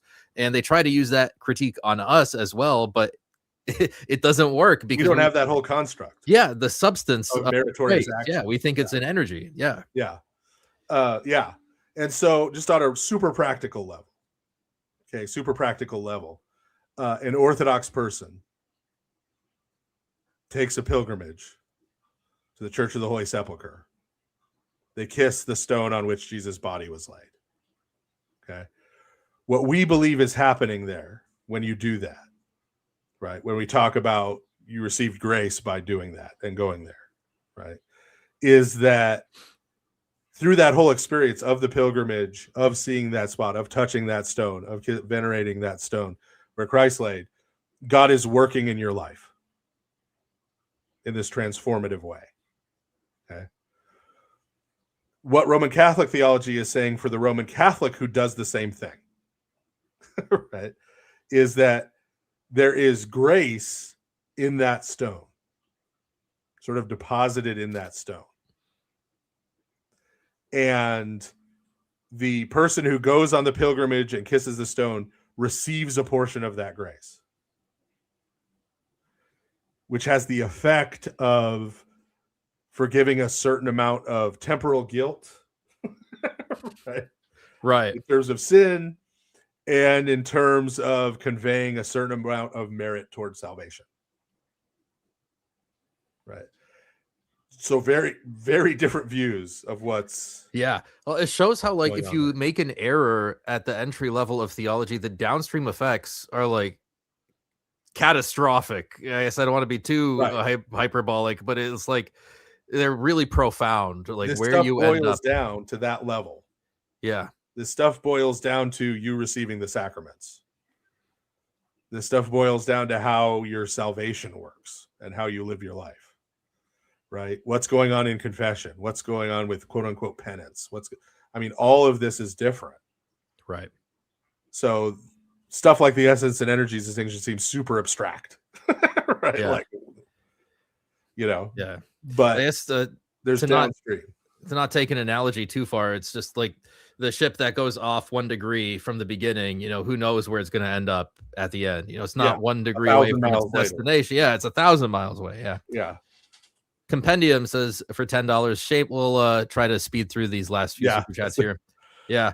Compendium $10, shameless self promo at your leisure. YouTube search The Heretic Schismatic Mix. It's an AI song I made that goes hard. Compendium is a good clips channel, guys. You could check him out. He does clips of Orthodox YouTubers. AJA7442, $5. Thank you very much. Is the cassock issue similar to the wooden hammers replacing bells in churches and monasteries? Yes, it's the same kind of thing. Yeah. Ortho SCTX $4.99. Thank you. Thank you for answering my question about the Western Rite. It gave me great peace. What Staniloy book do you suggest to dip a toe in? You've got me interested. I guess Father Stephen, I'll let you go first on that one. I guess the first one, I'll go first on it. Go ahead. What do you think is the? So I'm thinking entry level. Yeah, this one is like, if you want to know his thoughts on the Trinity, this would be like this small one be a decent place to start. Not the 6-part dogmatic theology. That is an ocean. You will get lost. Yes. No, that's the pinnacle. That's the Yeah. His essay on time and eternity is like 11 pages. I think that's a really good one to read. And then he has a book on theology and the church. That's the one I was going to say. Probably theology in the church is relatively accessible. It's basically a long essay that he wrote. Yeah. And he makes a good point in there that on the Filioque, that basically their error in theology manifested in their ecclesiology. And now, because they don't have the Holy Spirit to like bring together a decentralized church, they need a man to do it. They need the Pope. Yeah. I thought that was such an insight. When I was preparing for this debate, I thought it was such an insightful. Well, that's my slightly spicy differentiation that I make in the Gospel of St. John is that Protestants believe that Christ ascended into heaven and left a book. Roman Catholics believe that Christ ascended into heaven and left a guy. And Orthodox Christians believe that, like St. John says, Christ ascended into heaven and sent his Holy Spirit. That's right. Yeah. Octavian 33, this is perfect timing for the super chat. When's Father Stephen DeYoung coming out with a Protestant Catholic diss track? I've given you all the material to remix. You have all the clips Yes. here in this video. I want to hear the this AI video track alone. too. Yeah. Yes. And last super chat here, Octavian 33 $1.99. Spontaneous good works combustion. Yeah.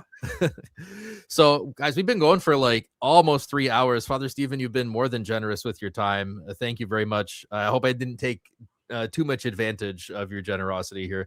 But if there was anything, time, you're not holding my family hostage or anything. Like, I could have just click the window shut. Put blink twice if you need help or something, right? But if you have anything that you want to plug, now would be the time to do it. People know how to find my stuff. There's so much of my stuff out there that like you can't swing a dead cat without hitting some of it. Like, yeah. Oh yes, Cleve makes a good point here. Ortho Avengers video. We're getting Cleve's Antiquity is getting some of the guys, some of the dudes on January 8th, and we're going to have a huge crossover stream. I'm pretty sure it's going to be hosted on Cleve's channel. So that's my plug for today. I think it's the week after that I'm going on Cleve's channel again. I think it is. He can confirm if he's still in the chat. Yeah. So here's the Orthodox Avengers thing I want to do. I floated this with some of the guys in my parish during the meal after St. Basil's liturgy this week. But it requires a bunch of you guys to learn how to play Marvel Rivals. Because it's 6v6. Okay. And I'm like, me, you, Cleve, Jay. I think we have enough. Yeah. Jay, Christian Mario, and Orthodox Luigi. And Mario and Luigi are going to have to play female characters in heal. I'm down. I will be there. I will be there. I'll practice even. And as a warning on that score, at whatever point I first encounter Christian Mario, I'm going to roast the heck out of him. Like, he is what people don't know, but when you're a certain kind of emotional predator who likes to just roast and destroy people in their feelings, you can sort of scent on certain people, like, this is a target, like this person is prey. I must bit of a softie. Yeah. And Christian Mario is just putting off this spore of like, I need to be roasted into the ground. So he's been warned publicly. That's awesome. You guys all heard it here first. One last super chat from DSign1. Thank you to great stream. Maybe if enough of us promise to purchase another book, Father Stephen will come back. Yes, please purchase his books so that he comes thanks back. in advance for the royalties. You don't have to read them. I get the royalties when you just buy them. So. That's right. But yeah, I'm finishing up the manuscript on the Atonement book. And just to give you, I'm both presenting the Orthodox position, and then I'm going through a historical genealogy in the West. Wow. That's going to include PSA, but it's going to go through to like Hegel and because people don't know that phenomenology of mind, Hegel's phenomenology of mind, is really about his view of the atonement. Yeah, that's the theme of that book. His very Lutheran view at that. But that's important to understand. If you want to understand modern European Protestant and Roman Catholic theology on the atonement, you have to know what Hegel was doing, because they're doing the Timu version, like I said before. Yeah, well, I have he's a big chapter. Justo Gonzalez has this 2-volume history of the church, which is, it's not the best one, but I guess if you're like entry level looking to get something, I think he's like Methodist or something, so he definitely colors it through that lens. But he spends a few chapters, I think, on the philosophers that influenced it, and if he thought it was important enough to include, then I mean, obviously it played a big role in their theology. Yeah. So anyway, that's going to be that. And then the next book I'm going to do, I'm already starting to plan, and that's going to be something similar to the St. Paul book, but about another portion of the New Testament. So That is I'll leave awesome. it at that. We got the spoilers here, folks. Yeah. Buy Father Stephen DeYoung's books. They're very insightful. I have 3 of his books, the St. Paul book, Religion of the Apostles, and God is a Man of War. I thought that was very interesting. Maybe we could do a talk on each of those books at some point. I think that'd be very cool. So thanks again for the super chats, everybody. Thank you, Father Stephen DeYoung, for tuning in. And we'll catch you all later. Bye-bye.